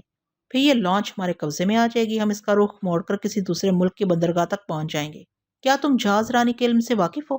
نہیں، میں صرف آس پاس کے 2-4 جزیروں کے متعلق جانتی ہوں۔ جزیرہ کوئی یہاں سے 100 میل کے فاصلے پر ہے۔ صرف اتنا جاننے سے کچھ نہیں ہوگا، اندھیری رات ہے، چاروں طرف سمندر ہی سمندر ہے۔ ہم دونوں اناڑی کسی خاص منزل کے لیے کسی خاص سمت کا تعین نہیں کر سکیں گے۔ لانچ کو ہینڈل کرنے والا ہمارے قابو میں آ گیا تو اچھی بات ہے، ورنہ ہم خود کو حالات کے دھارے پر چھوڑ دیں گے۔ ایک دن کہیں نہ کہیں کسی ساحل پر پہنچ ہی جائیں گے۔ بہرحال جو ہوگا دیکھا جائے گا، فی الحال میں ماسٹروں کے سامنے جانا نہیں چاہتا۔ سونیا نے تائید میں سر ہلا کر کہا، ہاں، ان کی باتوں سے پتہ چل گیا ہے کہ انہوں نے تمہیں اپنا متی و فرمانبردار بنانے کے لیے کچھ انتظامات کیے ہیں۔ ظاہر ہے تمہاری صلاحیتوں کے پیش نظر وہ ایسے حربے استعمال کریں گے کہ وہاں تمہاری ٹیلی پیتھی کا علم کام نہیں آئے گا۔ بے شک میں ان کا سامنا کرنے سے پہلے یہی جاننا چاہتا ہوں کہ وہ میرے ساتھ کیا سلوک کرنا چاہتے ہیں اور کس قسم کے حربے استعمال کرنا چاہتے ہیں۔ کیا تم ماسٹر سائمن یا ماسٹر دانیال کی سوچ کو پڑھ کر معلومات حاصل نہیں کر سکتے؟ وہ بہت رازداری سے کام لے رہے ہیں۔ وہاں جو کچھ میرے خلاف ہونے والا ہے اس کا علم صرف چوتھے ماسٹر کو ہے، اور جو کچھ چوتھا ماسٹر جانتا ہے وہ کوئی دوسرا ماسٹر نہیں جانتا۔ کیا تم اس پراسرار ماسٹر کے متعلق کچھ بتا سکتی ہو؟ سونیا نے جواب دیا، وہ واقعی پراسرار ہے۔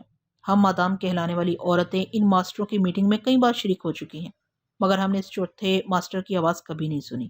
جب بھی وہ کوئی ضروری بات کہنا چاہتا تھا تو ایک کاغذ پر لکھ کر اسے دوسرے ماسٹروں کی طرف بڑھا دیتا تھا۔ اس کے تحریری فیصلے کے بعد پھر کسی کے لیے اعتراض کرنے کی گنجائش نہ رہتی۔ ہم سب اسے گونگا ماسٹر کہتے ہیں۔ اس کا آدھا چہرہ داڑھی مونچھوں سے چھپا رہتا ہے، آدھے چہرے پر فلیٹ ہیڈ جھکی رہتی ہے اور آنکھوں پر تاریک شیشوں کی اینک ہوتی ہے۔ وہ ماسٹروں کے سامنے بھی بہت کم آتا ہے، البتہ دوسرے ذرائع سے اس کے پیغامات ماسٹروں تک پہنچتے رہتے ہیں۔ اسی ماسٹر نے تمہیں مجبور اور محکوم بنانے کے لیے کوئی زبردست پلاننگ کی ہوگی۔ مجھے افسوس ہے کہ میں اس کے بارے میں اہم معلومات فراہم نہیں کر سکتی۔ میں سوچنے لگا، واقعی وہ گونگا ماسٹر بہت زیادہ پراسرار بننے کی کوشش کر رہا ہے۔ اس کی احتیاطی تدابیر کے باعث میں اندھیرے میں پھٹک رہا ہوں۔ جب تک مجھے اس کے متعلق کسی حد تک معلومات فراہم نہ ہوں، اس وقت تک ماسٹروں کے دربار میں حاضری دینا دانش مندی نہیں تھی۔ فی الحال یہی ایک راستہ تھا کہ لانچ کا رخ موڑ دیں۔ میں نے سونیا سے کہا، وہ نہ سنے تو دروازہ پیٹنا شروع کر دو۔ میں بستر پر لیٹ کر دروازہ کھلنے کا انتظار کرتا ہوں۔ وہ دروازے کی طرف بڑھی اور میں بستر پر آ کر لیٹ گیا۔ پھر وہ میکی کو آواز دینے کے بعد دھڑا دھڑ دروازہ پیٹنے لگی۔ ذرا سی دیر میں دروازہ کھل گیا۔ میکی اپنے 3 آدمیوں کے ساتھ دروازے پر کھڑا ہوا تھا۔ وہ گھرا کر پوچھنے لگا، کیا بات ہے؟ کیوں اس طرح چلا رہی ہو؟ سونیا نے پیچھے ہٹتے ہوئے کہا، یہ دیکھو فرحات کی کیا حالت ہو گئی ہے۔ یہ کہتے وقت وہ پیچھے ہٹتے ہوئے اپنے قدم گن رہی تھی۔ پھر اچانک ہی اچھل کر کھلے ہوئے دروازے کی طرف گئی اور میکی کے سینے پر ایک لات جما دی۔ وہ اس اچانک حملے کی توقع نہیں کر سکتا تھا۔ لات کھا کر اپنا توازن برقرار نہ رکھ سکا اور اپنے پیچھے کھڑے ہوئے آدمی کو لیے ذرا دور جا کر عرشے کی ریلنگ سے ٹکرا گیا۔ باقی 2 بدماش سونیا کی طرف بڑھے۔ اس وقت تک میں بستر سے اٹھ کر دروازے پر پہنچ گیا تھا۔ میں نے اور سونیا نے بدماشوں کو آپس میں بانٹ لیا اور انہیں گھونسوں پر رکھتے ہوئے کیبن سے باہر آ گئے۔ اسی وقت میں نے دیکھا میکی جھنجھلا کر ریلنگ کے پاس سے اٹھ گیا تھا۔ وہ اپنا ریوالور نکال کر مجھے ہلاک نہیں کر سکتا تھا۔ اس نے سونیا کو نشانے پر رکھا۔ ٹریگر دبانے سے پہلے ہی میں نے اس کے ذہن کو جھٹکا پہنچایا۔ اسے ایسا جھٹکا پہنچا تھا کہ انگلی ٹریگر پر دب گئی تھی، مگر نشانہ چوک گیا۔ گولی اس کے آدمی کو لگی جو سونیا کے مقابلے پر تھا۔ پھر میں نے میکی کی سوچ میں کہا، میں اس ریوالور کو پیچھے کی طرف اچھال رہا ہوں، یہ اچھال رہا ہوں۔ دماغ کی ہدایت کے مطابق اس کے ہاتھ نے ریوالور کو پیچھے کی طرف اچھال دیا اور وہ رات کی تاریکی میں سمندر کی وسیع گود میں جا کر گم ہو گیا۔ اس کے بعد میں نے اس کے ذہن کو آزاد چھوڑ دیا۔ ذہنی طور پر آزاد ہوتے ہی اس نے سر کو جھٹک کر حیرانی سے سوچا، یہ میں نے کیا کیا؟ میں نے ریوالور کو سمندر میں کیوں پھینک دیا؟ وہ فوراً ہی سمجھ گیا کہ میں ٹیلی پیتھی کے ذریعے اسے اپنا ٹارگٹ بنا رہا ہوں۔ وہ ذرا غصے سے، ذرا سہمی ہوئی نظروں سے میری طرف دیکھنے لگا۔ اس وقت تک میرے مقابلے پر رہنے والا مجھے اچھی طرح پیٹ رہا تھا۔ اب تک میں اس کے حملوں کو روکنے کی کوشش کر رہا تھا، مگر میری توجہ میکی کی طرف تھی، اس لیے میں مار کھا رہا تھا اور سونیا میری مدد کے لیے پہنچ گئی تھی۔ فائرنگ کی آواز سن کر میکی کے 2 آدمی اور بھاگتے چلے آئے۔ میں نے پھر میکی کے دماغ کو اپنے کنٹرول میں لے لیا۔ وہ واقعی بڑی زبردست قوت ارادی کا مالک تھا۔ وہ ادھر سے ادھر سر کو تھام کر لڑکھڑا رہا تھا، کبھی ریلنگ کو تھام کر سہارا لے لیتا تھا۔ اس کے دماغ میں یہی بات تھی کہ کسی طرح میرے قریب پہنچ کر میرا گلا دبوچ لے، مگر انسان کا دماغ جتنا طاقتور ہوتا ہے اسے ٹیلی پیتھی اتنا ہی کمزور بنا دیتی ہے۔ اس کا ماتحت اسے سہارا دینے کی کوشش کر رہا تھا۔ میں نے اس کے دماغ کو حکم دیا کہ وہ سہارا دینے والے کی پٹائی کرے۔ میکی نے اپنے ہی آدمی کو لاتوں اور گھوسوں پر رکھ لیا۔ سونیا باقی 3 بدماشوں سے نمٹ رہی تھی۔ انہوں نے اس کے فولادی ناخنوں کے مقابلے میں چاقو نکال لیے تھے، ایک نے ریوالور نکال لیا تھا۔ میں نے میکی کو ریوالور سے نپٹنے کے لیے کہا۔ میکی نے اس کے ریوالور والے ہاتھ پر ایک ٹھوکر ماری۔ وہ بکھلا کر اپنے ساتھی کو دیکھنے لگا۔ اسے دیکھنے کی بھی مہلت نہ مل سکی، میکی کا ایک زبردست گھونسا اس کے منہ پر پڑا۔ اس کا ہونٹ پھٹ گیا اور وہ دور جا کر عرشے کے تختے پر الٹ گیا۔ اس کے تمام ماتحت بری طرح بکھلا گئے تھے، مگر سونیا سمجھ گئی تھی کہ میکی کا دماغ میرے کنٹرول میں آ گیا ہے اور وہ اپنے ہی آدمیوں سے لڑنے پر مجبور ہو گیا ہے۔ اس نے مقامی زبان میں میکی کے ماتحتوں سے کہا، دیکھو یہ تمہارا باس ہے، یہ تمہاری خدمت گزاریوں کا یہ صلہ دے رہا ہے، تم سب اسی کے ہاتھوں میں سمندر کی تہ میں جاؤ گے۔ سونیا نے مجھے بعد میں بتایا کہ وہ مقامی زبان میں کیا کہہ رہی تھی، وہ میکی کے ساتھی کیا جواب دے رہے تھے۔ اس کے ایک ساتھی نے کہا، ہم سب سمجھتے ہیں فرحاد ٹیلی پیتھی کے ذریعے باس کو مجبور کر رہا ہے، ورنہ ہم اپنے باس کے بہت ہی قابل اعتماد ساتھی ہیں۔ اس کی بات ختم ہوتے ہی میکی نے میری ہدایت کے مطابق پلٹ کر اس کے منہ پر گھونسا رسید کر دیا۔ سونیا نے کہکا لگاتے ہوئے کہا، انسان طاقت کے سامنے جھکتا ہے، تمہارے لیے باس سب سے زیادہ طاقتور تھا، اس لیے تم سب اس کے سامنے جھکتے رہے، مگر اب فرحاد اس سے زیادہ خود کو طاقتور ثابت کر رہا ہے۔ تم سب کی بہتری اسی میں ہے کہ اب فرحاد کے سامنے جھکو یا پھر اپنے باس سے مار کھاتے رہو۔ ان میں سے 3 آدمی دور جا کر ایک طرف کھڑے ہو گئے۔ وہ میکی سے وفاداری کے نام پر خواہ مخواہ اپنی جان نہیں دینا چاہتے تھے۔ میں نے میکی کے ذہن کو ذرا دیر کے لیے آزاد چھوڑ کر عرشے پر گرے ہوئے ریوالور کو اٹھا لیا۔ میکی ریلنگ سے ٹیک لگائے ہانپ رہا تھا اور بڑی بے بسی سے مجھے دیکھ رہا تھا۔ پہلے میں اس کے دماغ کو کنٹرول کر رہا تھا، اب میرا ریوالور اسے روکے ہوئے تھا۔ تم مجھے توڑ پھوڑ کر ماسٹروں کے سامنے پیش کرنا چاہتے تھے اور یہ ثابت کرنا چاہتے تھے کہ جس فرحاد سے تمام ماسٹر خائف ہیں، تم نے اس کی خطرناک صلاحیتوں کے باوجود اسے پیس کر رکھ دیا ہے۔ اب بتاؤ کہ تمہاری یہ خوش فہمی تمہیں کس مقام پر لے آئی ہے؟ یہاں بھی تمہاری جسمانی طاقت بحال ہے، تمہارے جان پر کھیلنے والے ماتحت تمہارے پاس ہیں۔ اب صرف تمہاری مجبوری یہ ہے کہ تم میرے اس ریوالور کے سامنے کچھ نہیں کر سکتے، مگر میں تمہیں بالکل ہی کمزور بنا کر نہیں ماننا چاہتا۔ یہ لو ریوالور۔ میں نے ریوالور اس کی طرف اچھال دیا۔ وہ اس کے قدموں کے پاس جا گرا۔ اسے فوراً ہی ریوالور اٹھا لینا چاہیے تھا، لیکن وہ ہچکچاتے ہوئے کبھی مجھے اور کبھی ریوالور کو دیکھنے لگا۔ میں نے حقارت سے کہا، دیکھتے کیا ہو، ریوالور اٹھاؤ۔ تمام ماسٹر تمہیں ناقابل شکست سمجھتے ہیں، میں نے بھی تمہیں ناقابل شکست بنانے کے لیے یہ ریوالور تمہیں دے دیا ہے۔ اسے اٹھاؤ اور فیصلہ کرو کہ کسے نشانہ بناؤ گے۔ اس نے آہستہ آہستہ جھکتے ہوئے ریوالور کو اٹھا لیا، مگر اس شہزور کے ہاتھ کانپ رہے تھے۔ وہ سمجھ رہا تھا کہ میں اس کی دماغی کیفیت کو پڑھ رہا ہوں، اور اب اس کا دماغی فیصلہ یہی تھا کہ وہ ماسٹروں کی مرضی کے خلاف مجھے مار ڈالے گا۔ اگر اس نے اس موقع سے فائدہ نہیں اٹھایا تو میں اسے مار ڈالوں گا۔ سامنے والا اتنی جلدی کون سی حرکت کرنے والا ہے، اسے فوری طور پر سمجھنے کے لیے آدمی دھوکہ کھا جاتا ہے، مگر سوچ کی لہریں ایک ایک پل کی حرکتوں کو سمجھا دیتی ہیں۔ میں سمجھ رہا تھا اس کی انگلی کس وقت ٹریگر کو دبائے گی۔ جیسے ہی وہ لمحہ قریب آیا، ویسے ہی میں نے میکی کے ٹارگٹ کو بدل دیا۔ اس کا ہاتھ دوسری طرف گھوم گیا، گولی اس ماتحت کو لگی جو سب سے زیادہ اس کا وفادار تھا۔ وہ عرشے پر گر کر تڑپ رہا تھا۔ دوسری طرف میکی کے ہاتھ بری طرح لرز رہے تھے۔ اس کی سمجھ میں آ گیا تھا کہ وہ بڑے بڑے جان باز ساتھیوں کو ساتھ رکھ کر اور بڑے بڑے خطرناک ہتھیاروں سے لیس ہو کر بھی میرا کچھ نہیں بگاڑ سکے گا، اپنے ہاتھوں سے اپنی بربادی کا سامان کرتا رہے گا۔ میکی، اگر تمہاری سمجھ میں یہ بات آ گئی ہے کہ تم ایک چیونٹی سے بھی زیادہ حقیر ہو تو ریوالور اپنے آدمیوں کی طرف پھینک دو۔ میکی اپنے ہاتھ میں پکڑے ہوئے ریوالور کو بڑی بے بسی سے دیکھ رہا تھا۔ اپنی ہتھیلی پر اتنا خطرناک ہتھیار رکھنے کے باوجود وہ بزدل، کمزور اور قابل شکست تھا۔ اس نے ہچکچاتے ہوئے کہا، میں تمہاری ذہانت اور تمہاری صلاحیتوں کو تسلیم کرتا ہوں، تم بہت گریٹ ہو، مجھ سے دوستی کرو، مجھ سے زیادہ وفادار تمہیں کوئی دوسرا نہیں ملے گا۔ پھر اس نے ریوالور کو اپنے آدمیوں کی طرف پھینکتے ہوئے کہا، میری وفاداری دیکھو، میں تمہارے حکم کی تعمیل کر رہا ہوں، وہ تو تمہارا باپ بھی کرے گا۔ تم اچھی طرح جانتے ہو کہ ریوالور اگر نہ پھینکتے تو میں اسی ریوالور سے تمہیں خودکشی کرنے پر مجبور کر دیتا۔ یاد ہے تم نے مجھے اپنے قدموں میں لوٹنے والا کتا کہا تھا؟ طاقت کے نشے میں گالیاں دینے والا کبھی وفادار نہیں ہوتا۔ ادھر تمہارے 3 آدمی کھڑے ہوئے ہیں اور ریوالور ان کے قدموں میں پڑا ہوا ہے، بولو ان میں سے کس کے ہاتھوں مرنا پسند کرو گے؟ اس نے گھبرا کر ریوالور کی طرف دوڑ لگائی، لیکن آگے بڑھتے ہی ایک دماغی جھٹکا پہنچا اور وہ اوندھے منہ گر پڑا۔ میں نے اس کے ایک ساتھی سے کہا کہ وہ ریوالور کو اٹھا لے۔ اس نے میرے حکم کی تعمیل کی اور ریوالور کو اپنے قبضے میں لے لیا۔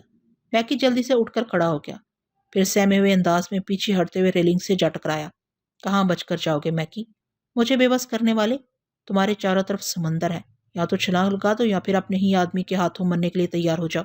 مجھے فوراً ہی اس کا قصہ تمام کر دینا چاہیے تھا، لیکن مغرور دشمن کو تڑپاتے ہوئے بڑا مزہ آتا ہے۔ ہر سانس کے ساتھ موت کا دھڑکا لگا رہتا ہے، غرور کی بلندی سے لڑکتے دیکھ کر بڑا لطف آتا ہے۔ وہ میرے سامنے گڑ گڑا رہا تھا، زندگی کی بھیک مانگ رہا تھا۔ میں اسے بے نیاز ہو کر اس کے ساتھیوں کی سوچ کو پڑھ رہا تھا۔ یہ معلوم کرنا ضروری تھا کہ وہ اوپر سے جتنے وفادار نظر آ رہے ہیں، اپنے اندر دل و دماغ سے بھی میری برتری کو قبول کرتے ہیں یا نہیں۔ ان تینوں میں سے ایک کی سوچ گڑبڑا رہی تھی۔ اس نے بظاہر میری اطاعت قبول کر لی تھی، لیکن دل ہی دل میں سوچ رہا تھا کہ وہ کس طرح میکی کی مدد کر سکتا ہے۔ میں نے اس کی طرف انگلی اٹھا کر کہا، میں اس سلسلے میں تمہاری مدد کر سکتا ہوں، تم اپنے ساتھی سے ریوالور لے لو۔ وہ گھبرا کر مجھے دیکھنے لگا۔ میں نے ڈانٹ کر کہا، جو کہتا ہوں وہ کرو ورنہ بے موت مرو گے۔ اس نے بڑی بے بسی سے ہاتھ بڑھا کر اپنے ساتھی سے ریوالور لے لیا۔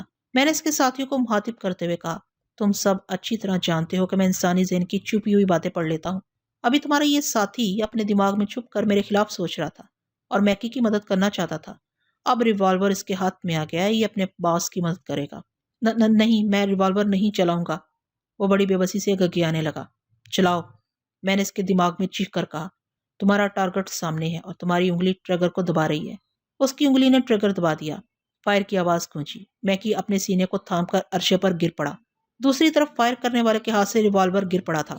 وہ چند لمحوں تک سکتے کے عالم میں کھڑا رہا۔ اسے یقین نہیں آ رہا تھا کہ اس نے اپنے ہاتھوں سے اپنے باس کو شوٹ کیا ہے، لیکن جو کچھ ہوا تھا اس کی آنکھوں کے سامنے ہوا تھا اور اس نے خود ہی گولی چلائی تھی۔ اس حقیقت کو وہ کیسے جھٹلا سکتا تھا؟ پھر وہ ایک دم سے پاگل ہو گیا اور دونوں ہاتھوں سے اپنے سر کے بالوں کو نوچتے ہوئے چیخنے لگا، میں نے باس کو قتل نہیں کیا ہے، میں اپنے باس کا وفادار کتا ہوں۔ کتے کبھی اپنے مالک پر نہیں بھونکتے۔ پھر میں اپنے مالک کو کس طرح کاٹ سکتا ہوں؟ وہ چیختے چلاتے ہوئے میکی کی لاش کے پاس پہنچا، اسے الٹ پلٹ کر دیکھنے لگا۔ پھر وہ جھنجھلا کر کھڑا ہو گیا اور غصے سے کانپتے ہوئے مجھے مارنے کے لیے میری طرف دوڑتا ہوا آیا۔ سونیا نے ایک فلائنگ کک ماری۔ وہ دوسری طرف پلٹ کر ریلنگ سے ٹکرا گیا۔ میں صرف اپنے مالک کی خدمت کے لیے پیدا ہوا ہوں۔ جب آقا نہیں ہے تو غلام زندہ رہ کر کیا کرے گا؟ میں زندہ نہیں رہوں گا، میں زندہ نہیں رہوں گا۔ وہ ذہنی انداز میں چیختا ہوا ریلنگ پر چڑھ گیا، پھر وہاں سے سمندر کے گہرے پانی میں چھلانگ لگا دی۔ چھپاک کی آواز کے ساتھ پانی اچھل کر عرشے تک آیا۔ ہم نے ریلنگ کے دوسری طرف جھک کر دیکھا۔ گہری تاریکی میں اور گہرے پانی میں اس کا نام و نشان مٹ چکا تھا۔ لانچ کے عرشے پر تھوڑی دیر کے لیے سناٹا چھا گیا۔ وہ بدماش، مجرم، قاتل تھا، لیکن وفاداری کی ایک مثال قائم کر کے اس دنیا سے رخصت ہو گیا تھا۔ کاش کہ وہ ایک اچھا انسان ہوتا اور اچھے انداز میں وفاداری کا سبق سکھا کر موت کو گلے لگاتا، تو اس کے مٹنے کے باوجود رہتی دنیا تک اس کا نام نہ مٹتا۔ میکی کے دو ساتھی ذرا سہمے ہوئے سے میری طرف دیکھ رہے تھے۔ ان کا باس تو مر ہی چکا تھا، اب اس کے لیے جان کی بازی کیا لگاتے؟ وہ دماغ سے سوچ رہے تھے کہ اب میرے وفادار بن کر رہیں گے۔ وہ جانتے تھے کہ میں دماغ کو پڑھتا رہتا ہوں، اس لیے اپنے ذہن میں یہ بات بار بار دہرا رہے تھے کہ ہم فرحاد صاحب کے وفادار ہیں اور وفادار رہیں گے۔ میں نے انہیں حکم دیا کہ وہ اپنے باس کی اور دوسرے ساتھیوں کی لاشیں اٹھا کر سمندر میں پھینک دیں۔ وہ میرے حکم کی تعمیل کرنے لگے۔ تھوڑی دیر بعد سارے دشمن نابود ہو گئے۔ وہ لانچ مکمل طور سے ہمارے قبضے میں آ گئی۔ اب صرف لانچ کا اسکپر رہ گیا تھا، جو لانچ کو جزیرہ کوائے کی طرف لے جا رہا تھا۔ وہ لانچ کو کنٹرول کر رہا تھا اور اس کے دماغ کو کنٹرول کرنا میرے لیے کوئی بڑی بات نہ تھی۔ میں سونیا اور ان دو آدمیوں کے ساتھ زینے اترتا ہوا انجن روم کی طرف گیا۔ لانچ کے انجن اور اسٹیئرنگ تک پہنچنے کا راستہ ایک تنگ راہداری سے گزرتا تھا۔ راہداری کے آخری سرے پر جو دروازہ تھا وہ دوسری طرف سے بند ہو گیا تھا۔ میرے اشارے پر میکی کے ایک ساتھی نے دروازے پر دستک دیتے ہوئے اسکیپر کو آواز دی، مگر دوسری طرف سے کوئی جواب نہ ملا۔ جب وہ دروازے کو دھکا دے کر کھولنے یا توڑنے کی کوشش کرنے لگے تو دوسری طرف سے دروازے کو ٹھونکنے اور بجانے کی آواز سنائی دی۔ پھر دروازے کے نیچے سے ایک طے کیا ہوا کاغذ زمین پر سرکتا ہوا باہر آیا۔ میں نے جھک کر اسے اٹھایا اور کھول کر پڑھنے لگا۔ لکھا تھا، مسٹر فرحات، دروازہ نہیں کھلے گا۔ اب نہ تو میری آواز سن سکیں گے اور نہ ہی میرا چہرہ دیکھ کر میری آنکھوں میں جھانک سکیں گے۔ آپ یہ خیال دل سے نکال دیں کہ میکی کی طرح میرا دماغ بھی کنٹرول میں آ جائے گا۔ میرے پاس ریوالور ہے، اگر دروازہ توڑنے کی کوشش کی گئی تو میں بدریغ فائر کر دوں گا۔ میں بہت محتاط ہوں۔ یہ تحریر بھی میرے ایک اسسٹنٹ کی ہے تاکہ آپ تحریر کے انداز سے سوچ کے انداز تک نہ پہنچ سکے۔ اسے لکھوانے کے بعد میں نے اپنے اسسٹنٹ کو سمندر کی گود میں پھینک دیا ہے۔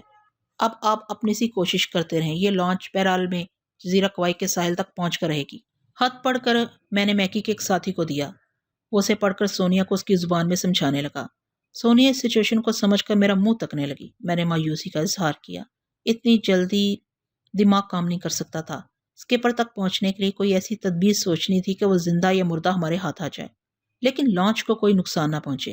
میں چپ چاپ وہاں سے پلٹ کر لانچ کے عرشے پر آ گیا۔ سونیا اور دو نئے وفادار ملازم میرے پیچھے آ رہے تھے۔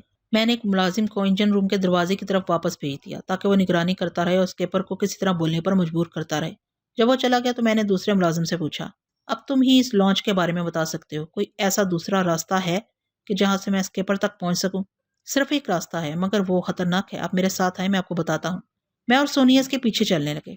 لانچ کے اگلے سرے پر پہنچ کر اس نے ریلنگ پر جھکتے ہوئے بتایا، یہاں سے ہم رسی کے ذریعے لٹک کر نچلے حصے میں پہنچ سکتے ہیں، کیونکہ نچلے حصے میں جو کھڑکیاں بنی ہوئی ہیں وہ شیشے کی ہیں۔ اس کے پر لانچ کے اسٹیئرنگ کو کنٹرول کرتے وقت شیشے کے پار دیکھتے ہوئے راستے کا تعین کرتا رہتا ہے۔ رسی کے ذریعے نیچے لٹک کر پہلے ان شیشوں کو توڑنا ہوگا، پھر اندر جانے کا راستہ ملے گا۔ میں سوچ میں پڑ گیا۔ اس طرح وہاں جانے میں جان کا یقینی خطرہ تھا۔ رسی سے لٹکتے ہی وہ شیشے کے پار مجھے دیکھ لیتا اور فائرنگ شروع کر دیتا۔ دوسرا ملازم سونیا کے سامنے وہی بات اپنی زبان میں دہرا رہا تھا۔ سونیا نے انکار میں سر ہلاتے ہوئے کہا، میں تمہیں اس طرح نہیں جانے دوں گی۔ میں نے ریلنگ سے ٹیک لگاتے ہوئے کہا، کچھ نہ کچھ تو کرنا ہی ہوگا۔ ویسے یہ بتاؤ کہ یہ لانچ کتنی دیر میں جزیرہ کوئی تک پہنچے گی؟ دوسرے ملازم نے جواب دیا، لانچ کی تیز رفتاری بتا رہی ہے کہ اسکیپر ہمیں جلد سے جلد وہاں پہنچانا چاہتا ہے۔ اس رفتار سے ہم صبح 5 بجے تک وہاں پہنچ جائیں گے اور ابھی 2 بجنے والے ہیں۔ وہ اپنی کلائی پر بندی گھڑی دیکھ کر وقت بتا رہا تھا۔ میری پریشانی بڑھنے لگی۔ اتنی جدوجہد کے بعد بھی وہ تمام ماسٹر مجھے اپنی طرف کھینچ رہے تھے۔ پچھلے دنوں میں نے جیسی ذہانت اور صلاحیتوں کا مظاہرہ کیا تھا، اس کا مکمل ریکارڈ ان کے پاس موجود تھا۔ اس کے پیش نظر تمام ماسٹر بہت زیادہ محتاط تھے۔ تمام ماسٹروں کا ذکر کرنا فضول ہے، کیونکہ میں ماسٹر دانیال اور ماسٹر سائمن کے دماغ سے اب بھی کھیل سکتا تھا۔ اصل آدمی چوتھا ماسٹر تھا، جس کی خفیہ پلاننگ سے یہ سب کچھ ہو رہا تھا۔ اس چوتھے گونگے ماسٹر نے مجھے جزیرے تک بلانے کے لیے صرف میکی پر اعتماد نہیں کیا تھا، اس کے پس منظر میں اسکیپر کو بھی چھپا کر رکھا ہوا تھا، کیونکہ وہی ناخدا تھا، وہی ڈبو سکتا تھا، وہی پار لگا کر جزیرے تک پہنچا سکتا تھا۔ اس وقت میری سمجھ میں کچھ نہ آیا تو میں اس آدمی کے ذہن میں جھانکنے لگا جو انجن روم کے دروازے پر پہرا دینے گیا تھا۔ وہ بند دروازے کے پاس کھڑا ہوا کشمکش میں مبتلا تھا۔ ایک طرف وہ سوچ رہا تھا، اسکیپر بڑی دانشمندی سے کام لے رہا ہے، فرحات کبھی اس کے دماغ کو کنٹرول نہیں کر سکے گا۔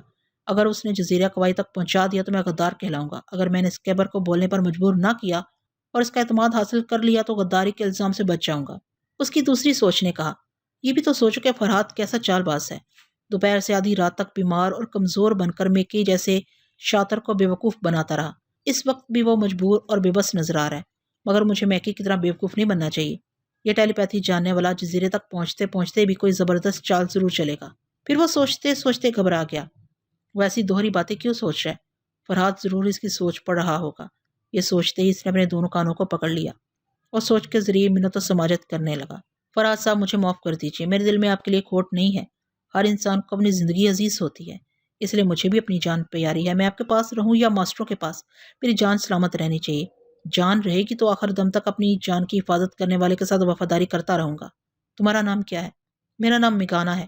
سنو میکانا، ہر شخص اپنی جان کے علاوہ دوسروں سے بیگانہ رہتا ہے۔ مجھے بھی اپنی جان پیاری ہے۔ میں تمہیں ایک ترکیب بتاتا ہوں، اس پر عمل کرو گے تو ماسٹروں کی نظروں میں غدار بھی نہیں بنو گے اور میرے وفادار بھی رہو گے۔ میں ضرور عمل کروں گا۔ تم دوہری چال چلو، دروازے سے لگ کر سرگوشیوں میں اسکیپر کو مخاطب کرو، اسے کہو کہ وہ جواباً کچھ کہے۔ صرف اسے یقین دلاتے رہو کہ ابھی مجبوری کے باعث فرحات کے سامنے جھک گئے ہو، یعنی تم میرے خلاف باتیں کرتے رہو، اس کا اعتماد حاصل کرتے رہو۔ اس طرح شاید مجھے اس اسکیپر تک پہنچنے کا کوئی موقع مل جائے۔ وہ میری ہدایات پر عمل کرنے لگا۔ اسے مشورے دینے کے باوجود ابھی تک میرے ذہن میں کوئی تدبیر نہیں تھی کہ وہ کس طرح ہاتھ آئے گا۔ اب میں جتنی اندھی چالیں چل سکتا تھا چل رہا تھا۔ ڈوبنے والے کو کنارہ نہ ملے تب بھی وہ ہاتھ پاؤں مار کر ڈوبنے سے بچنے کی کوشش کرتا رہتا ہے۔ تھک ہار کر بیٹھ جانے کا مطلب ہمیشہ کے لیے ڈوب جانا تھا۔ پھر میں سونیا کے ساتھ دوسرے کیبن میں آیا جو میکی کے لیے مخصوص تھا۔ وہاں ہم دونوں میکی کے سامان کی تلاشی لینے لگے۔ اس کیبن میں ماسٹر یوشے کا سامان بھی رکھا ہوا تھا۔ مجھے یاد آیا، ماسٹر سائمن نے ٹرانسمیٹر پر میکی سے کہا تھا کہ وہ ماسٹر یوشے کی لاش اور اس کا سامان جزیرے میں لے آئے۔ سامان تو نظر آ رہا تھا مگر لاش نہیں مل رہی تھی۔ ماسٹر کی لاش یقیناً انجن روم کی طرف کہیں رکھی ہوگی، میں نے سونیا سے کہا۔ تمہارے اندر سونگنے کی حیرت انگیز صلاحیت ہے۔ تم سونگ کر معلوم کرو کہ ماسٹر یوشے کی لاش کہاں رکھی گئی ہے۔ وہ کیبن سے باہر آ کر اور گردن اٹھا کر سونگنے لگی۔ میں اس کی حرکتوں کو غور سے دیکھ رہا تھا۔ وہ چاروں طرف گھوم گھوم کر سونگتی رہی، پھر مایوسی سے بولی، مجھے ماسٹر کی بو نہیں مل رہی ہے، شاید اس کی لاش یہاں لانچ میں نہیں ہے۔ لاش ضرور ہوگی۔ میری سمجھ میں یہ بات آتی ہے کہ مرنے کے بعد انسان اپنے بدن کی حرارت اور اپنی مخصوص بو وغیرہ کھو دیتا ہے۔ یہ بات میں سمجھتی ہوں، دراصل ابھی میں ماسٹر کی مخصوص بو کو نہیں سونگ رہی تھی، ایک ایسی بو کو تلاش کر رہی تھی جو مردہ جسم سے خارج ہوتی ہے۔ ماسٹر یوشی اگر یہاں مردہ پڑا ہوا ہے تو اس مردے کی بو مجھے ملنا چاہیے تھی۔ پھر تو اس لانچ میں کہیں چھوٹا سا برف خانہ ہے یا پھر ماسٹر یوشے کی لاش برف میں دبا کر رکھی گئی ہے۔ اس کے باعث وہ اس قدر محفوظ ہے کہ ابھی اس میں سے بدبو نہیں نکل رہی ہے۔ سونیا نے تائید میں سر ہلا کر کہا، یہی بات ہو سکتی ہے، مگر وہ لاش یہاں ہو بھی تو تم کیا کرو گے؟ میں نے بے بسی کا اظہار کرتے ہوئے کہا، فی الحال تو کچھ نہیں کر سکتا، مگر میں ایک ایک چیز کو نظروں میں رکھ رہا ہوں۔ اور سمجھنے کی کوشش کر رہا ہوں کہ کس کے ذریعے میں اسکیپر تک پہنچ سکتا ہوں۔ میں میکی کے کھلے ہوئے سوٹ کیسز کا جیبی ٹرانسمیٹر اٹھا کر دیکھنے لگا۔ یہ بھی ایک ایسی چیز تھی جسے میں نظر انداز نہیں کر سکتا تھا۔ اس وقت میرے ذہن میں یہ بات آ رہی تھی کہ اسکیپر کے پاس بھی ایک ٹرانسمیٹر ضرور ہوگا۔ اس کے ذریعے وہ ماسٹروں کو اپنی آمد کی اطلاع دے رہا ہوگا اور موجودہ سچویشن کی رپورٹ پہنچا چکا ہوگا۔ ایک راستہ بہت آسان تھا۔ میں انجن روم کا دروازہ توڑ کر اسکیپر تک پہنچ سکتا تھا، لیکن اس بات کا اندیشہ تھا کہ جتنی دیر میں دروازہ ٹوٹ کر الگ ہوتا، اتنی دیر میں یا تو انجن میں ٹیکنیکل خرابی پیدا کر دیتا یا پھر اسی لانچ کو ہی بم کے دھماکے سے اڑا دیتا اور ہمارے ساتھ خود بھی ڈوب مرتا۔ لہٰذا میں اسکیپر تک اس طرح پہنچنا چاہتا تھا کہ لانچ کو تباہ کرنے کا موقع اسے نہ ملے۔ ہمیشہ تقدیر مہربان نہیں ہوتی۔ مجھے کوئی راستہ سجھائی نہیں دے رہا تھا۔ میں نے سونیا سے پوچھا، کس فریکوینسی پر ماسٹروں سے گفتگو کی جاتی ہے؟ کیا تم اس فریکوینسی پر اس ٹرانسمیٹر کو آن کر کے رکھ سکتی ہو؟ وہ میرے ہاتھ سے ٹرانسمیٹر لے کر اسے ہینڈل کرنے لگی۔ میں نے فوراً اس کا ہاتھ پکڑ لیا، پھر اس سے ٹرانسمیٹر لے کر اسے سوٹ کیس کے اندر پھینک دیا۔ مجھے سوالیہ نظروں سے دیکھنے لگی۔ یہ اچانک ہی یاد آ گیا تھا کہ ماسٹر سائمن اور ماسٹر دانیال اگر ٹرانسمیٹر پر گفتگو کریں گے تب بھی کوئی بات نہیں بنے گی، کیونکہ چوتھا ماسٹر بہت زیادہ محتاط ہے۔ وہ سمجھتا ہوگا کہ میں دوسرے ماسٹروں کے ذریعے اسکیپر تک پہنچ سکتا ہوں، اس لیے اس نے اسکیپر کو دوسرے ماسٹروں سے لاتعلق رکھا ہوگا۔ دوسرے ماسٹر یہ نہیں جانتے ہوں گے کہ اسکیپر کا کام کون انجام دے رہا ہے۔ اپنے اس خیال کی تصدیق کے لیے میں ماسٹر سائمن کے ذہن میں جھانکنے لگا۔ وہ ایک آرامدہ کمرے میں ایک بڑے سے ٹرانسمیٹر کے سامنے ایزی چیئر پر بیٹھا ہوا تھا۔ اب رات کے 3 بجنے والے تھے، مگر ان سب کی آنکھوں سے نیند اڑ گئی تھی کیونکہ میں وہاں پہنچنے والا تھا۔ وہ میرے بارے میں ایک ایک پل کی رپورٹ رکھنے کے لیے جاگ رہے تھے۔ اس وقت وہ مجھے ایک سگریٹ کا کش لگاتے ہوئے پریشانی سے سوچ رہا تھا۔ اسے زندہ رکھنے کا مطلب یہ ہے کہ ہم سب ایک ایک کر کے مر جائیں گے۔ موت کو شکست دینے والا ماسٹر یوشے اس کے ہاتھوں مر چکا ہے۔ میکی جو آج تک کسی کی گرفت میں نہیں آیا، وہ بھی اس کی گرفت میں آ کر جان سے جا چکا ہے، مگر سپر ماسٹر بضد ہے کہ اسے زندہ رکھا جائے۔ مجھے یقین ہے کہ سپر ماسٹر نے جس طرح ٹیلی پیتھی جاننے والے ماسٹر یوشے کو اپنا متی و فرما بردار بنایا تھا، اسی طرح فرحات کے دماغ کو بھی کنٹرول کرے گا، بشرطے کہ فرحات یہاں تک پہنچ جائے۔ مگر وہ یہاں آتے آتے بھی بری طرح دہشت زدہ کرتا جا رہا ہے۔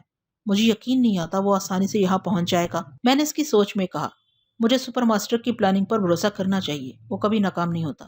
ماسٹر سائمن کی سوچ نے کہا، اسے ناکامی اس لیے نہیں ہوتی کہ ابھی تک فرحات جیسا شیطان اس کے پلے نہیں پڑا تھا۔ اب ایک نئی اطلاع آئی ہے کہ لانچ کا اسکیپر انجن روم تک محدود ہو گیا ہے۔ فرحات کو اپنے قریب پہنچنے کا موقع نہیں دے رہا ہے۔ بازار کامیابی کی امید نظر آ رہی ہے، مگر وہ شیطان عین وقت پر ترپ چال چلتا ہے۔ کیا پتا کہ اس کا دماغ کس طرح کام کرے گا۔ بڑی مایوس کن سچویشن ہے۔ وہ اسکیپر کو چوہے کے بل سے بھی نکال سکتا ہے۔ میں نے اس کی سوچ میں سے اکسایا، مجھے اسکیپر کی سچویشن معلوم کرنی چاہیے کہ ابھی وہ کس حال میں ہے۔ وہ چونک کر سوچنے لگا، یہ میں کیا سوچ رہا ہوں؟ مجھے کیا پتا کہ لانچ کا اسکیپر کون ہے؟ سپر ماسٹر نے اسے ایک پراسرار شخصیت بنا کر رکھا ہے۔ ہمیں ان معاملات سے اس لیے دور رکھا ہے کہ فرحات کسی وقت بھی ہماری سوچ کے ذریعے اسکیپر تک پہنچ سکتا ہے۔ کہیں ایسا تو نہیں کہ فرحات اس وقت بھی میری سوچ کے ذریعے سوالات کر رہا ہو؟ فرحات اگر تم میری سوچ کی دنیا میں موجود ہو تو مجھ سے کھل کر باتیں کرو، میں تم سے دوستی کرنا چاہتا ہوں۔ میں بالکل خاموش رہا۔ اس سے پہلے ماسٹر یوشے اور میکی نے بھی دوستی کا فریب دیا تھا، اور فریب دے کر ایسی جگہ پہنچانا چاہتے تھے جہاں مجھے کتے جیسی وفاداری سکھائی جانے والی تھی۔ ماسٹر سائمن تھوڑی دیر تک مجھے اپنی اندھی سوچ کے ذریعے پکارتا رہا۔ جب جواب نہ ملا تو اسے یقین ہو گیا کہ اسے محض شبہ ہوا ہے۔ وہ سوچنے لگا، فرحات وقت اور حالات کے مطابق کسی کو چارے کے طور پر استعمال کرتا ہے۔ اس کا ریکارڈ یہی بتاتا ہے۔ وہ اچھی طرح سمجھ رہا ہوگا کہ ابھی ہم جیسے ماسٹر اس کے لیے بالکل بیکار ہیں۔ وہ شیطانی دماغ رکھنے والا سپر ماسٹر کی کھوج میں لگا ہوگا، ہمارے دماغ میں جھانک کر اپنا وقت ضائع نہیں کرے گا۔ واقعی ماسٹر سائمن کے ساتھ وقت ضائع کرنا دانش مندی نہیں تھی، مگر نجات کا راستہ تلاش کرنے کے لیے جو راستہ بھی ملے اس کی مسافت کو سمجھنا پڑتا ہے۔ وہ ماسٹر بیکار ہو گئے تھے، مگر میں انہیں ایک ایک کر کے آزمانا چاہتا تھا تاکہ کسی سے ذرا برابر تو معلومات حاصل ہو جائیں۔ اس لیے میں نے ماسٹر دانیال کو نظر انداز نہیں کیا۔ میں اس کے ذہن میں جھانکنا چاہتا تھا، مگر اسی وقت دوسرا ملازم کیبن میں آ گیا۔ اس نے آتے ہی کہا، فرحات صاحب وقت گزرتا جا رہا ہے، اگر ہم اسی طرح ہاتھ پر ہاتھ دھرے بیٹھے رہے تو اسکیپر ہمیں جزیرے تک پہنچا دے گا۔ وہاں ہمیں غداری کی جو سزا ملے گی اس کے تصور سے ہی کب کبھی طاری ہو جاتی ہے۔ آپ گھڑی کی طرف دیکھیں، صرف 1.5 گھنٹے کا سفر رہ گیا ہے۔ میں نے اسے تسلی دی، میں کوشش کر رہا ہوں مگر کوئی تدبیر سجھائی نہیں دے رہی ہے۔ رسی کے ذریعے نیچے لٹک کر جانا گویا اپنی موت کو دعوت دینا ہے۔ فرحات صاحب جزیرے میں پہنچ کر تو ہمیں مرنا ہی ہے، پھر کیوں نہ یہاں رسی سے لٹک کر جان کی بازی لگائی جائے۔ میں نے اور سونیا نے اسے حیرانی سے دیکھا۔ اس کی سوچ بتا رہی تھی کہ وہ مرنے کا حوصلہ لے کر یہ منصوبہ بنا رہا ہے۔ میں نے کہا، میں تمہاری ہمت کی داد دیتا ہوں، مگر رسی سے نیچے لٹکنے کا فائدہ کیا ہوگا؟ وہ شیشے کے پار تمہیں دیکھتے ہی فائرنگ شروع کر دے گا۔ میں کھڑکی کے کنارے لٹکتا رہوں گا اور ایک ہاتھ بڑھا کر شیشوں کو توڑتا رہوں گا۔ اس دوران اگر مجھے گولی لگ گئی تو یہ میری بد نصیبی ہوگی، مگر اس کے بعد آپ کے لیے راستہ کھل جائے گا۔ میں نے انکار میں سر ہلاتے ہوئے کہا، نہیں، تمہاری طرح دوسرے بھی اپنی جان پر کھیل جائیں گے۔ جتنی دیر میں تم شیشے توڑو گے اتنی دیر میں اسکیپر لانچ کو تباہ کر سکتا ہے۔ تمہاری قربانی رائے گاہ جائے گی۔ میں ایسا کوئی قدم اٹھانا نہیں چاہتا۔ وہ مایوس ہو کر ایک طرف بیٹھ گیا۔ میں نے اس آدمی کی طرف توجہ نہیں دی جو انجن روم کے دروازے پر پہرا دے رہا تھا۔ اس کی سوچ بتا رہی تھی کہ وہ کئی بار اسکیپر کو مخاطب کر چکا ہے، میرے خلاف باتیں کرتے ہوئے اپنی وفاداری کا یقین دلا چکا ہے، لیکن جواب میں اسکیپر کی آواز سنائی نہیں دی۔ اس نے جزیرہ کوائی پہنچنے تک چپ رہنے کی قسم کھا رکھی تھی۔ آخر میں سونیا اور اس کے آدمی کے ساتھ کیبن سے نکل کر لانچ کے اگلے حصے میں آ گیا۔ میں نے اس آدمی سے کہا کہ وہ رسی لے کر آئے۔ میں رسی سے نیچے لٹک کر ایک بار اسے دہشت زدہ کروں گا۔ سونیا نے اعتراض کیا، تم نہیں جاؤ گے، وہ فائرنگ کرے گا۔ میں کھڑکی کے سامنے نہیں جاؤں گا، کنارے ہی پر رہوں گا اور شیشے توڑتا رہوں گا۔ وہ فائرنگ کے لیے کھڑکی کے سامنے آئے گا تو مجھے اس کی ایک جھلک ضرور نظر آئے گی، بس میرے لیے اتنا ہی کافی ہوگا۔ میں اس کے دماغ کو اپنے کنٹرول میں لے لوں گا۔ سونیا نے پریشان ہو کر مجھے جھنجھوڑتے ہوئے کہا، نہیں، تم نہیں جاؤ گے، تمہاری جان کا خطرہ ہے۔ مجھے ڈر لگتا ہے تمہیں گولی لگ جائے گی۔ تم نہ جاؤ، میں چلی جاتی ہوں۔ تم جا کر کیا کرو گی؟ میرے جانے کا مقصد یہ ہے کہ میں کسی طرح ایک بار اس کا چہرہ دیکھ لینا چاہتا ہوں۔ وہ کافی دیر تک بحث کرتی رہی، مجھے نیچے جانے سے روکتی رہی۔ پھر میں نے ڈانٹ ٹپٹ کر اسے خاموش کر دیا۔ وہ ناراض ہو کر ایک طرف ہٹ گئی۔ اس وقت تک وہ ملازم رسی کے ایک سرے کو ریلنگ سے باندھ چکا تھا۔ رسی کے دوسرے سرے کو اس نے کھڑکی کے کنارے نیچے کی طرف چھوڑ دیا۔ رسی ہوا کی زد میں ادھر سے ادھر چھولنے لگی اور بار بار کھڑکی کے شیشوں کی طرف جانے لگی۔ اسی وقت بے طرفے فائرنگ کی آواز سنائی دی۔ کھڑکی کے شیشے ٹوٹ رہے تھے۔ میں ابھی اوپر ہی تھا، مگر اسکیپر رسی کو دیکھتے ہی فائرنگ کے ذریعے وارننگ دے رہا تھا کہ کھڑکی کے پاس آنے کا انجام موت ہے۔ پھر فائرنگ بند ہو گئی۔ میں نے ملازم سے کہا کہ وہ کوئی مضبوط سی لکڑی یا لوہے کا راڈ لے کر آئے تاکہ میں کھڑکی کے تمام شیشے توڑ سکوں۔ وہ ایسی کوئی چیز تلاش کرنے کے لیے چلا گیا۔ چند لمحات کے بعد سونیا نے فوراً ہی میری آستین پکڑ لی، مجھے رکنے کا اشارہ کیا، پھر ریلنگ کی طرف جھک کر اور نتنے پھلا پھلا کر سونگنے لگی۔ میں نے حیرانی سے پوچھا، کیا تم کسی کی بو پہچان رہی ہو؟ وہ ریلنگ پر سیدھی ہو کر بولی، ہاں، میں اینٹی فائر لوشن کی بو سونگ رہی ہوں، اور یہ چیز صرف ماسٹر دانیال کے پاس ہے۔ میں حیرانی سے چونک کر اسے دیکھنے لگا۔ میں نے ماسٹر سائمن کے ذہن میں جھانکنے کے بعد سوچا تھا کہ اس معاملے میں ماسٹر دانیال کو بھی نظر انداز نہیں کروں گا، مگر کیبن میں دوسرے ملازم کی آمد نے میرے ذہن کو بھٹکا دیا تھا۔ وہ ملازم قربانی کا جذبہ لے کر آیا تھا۔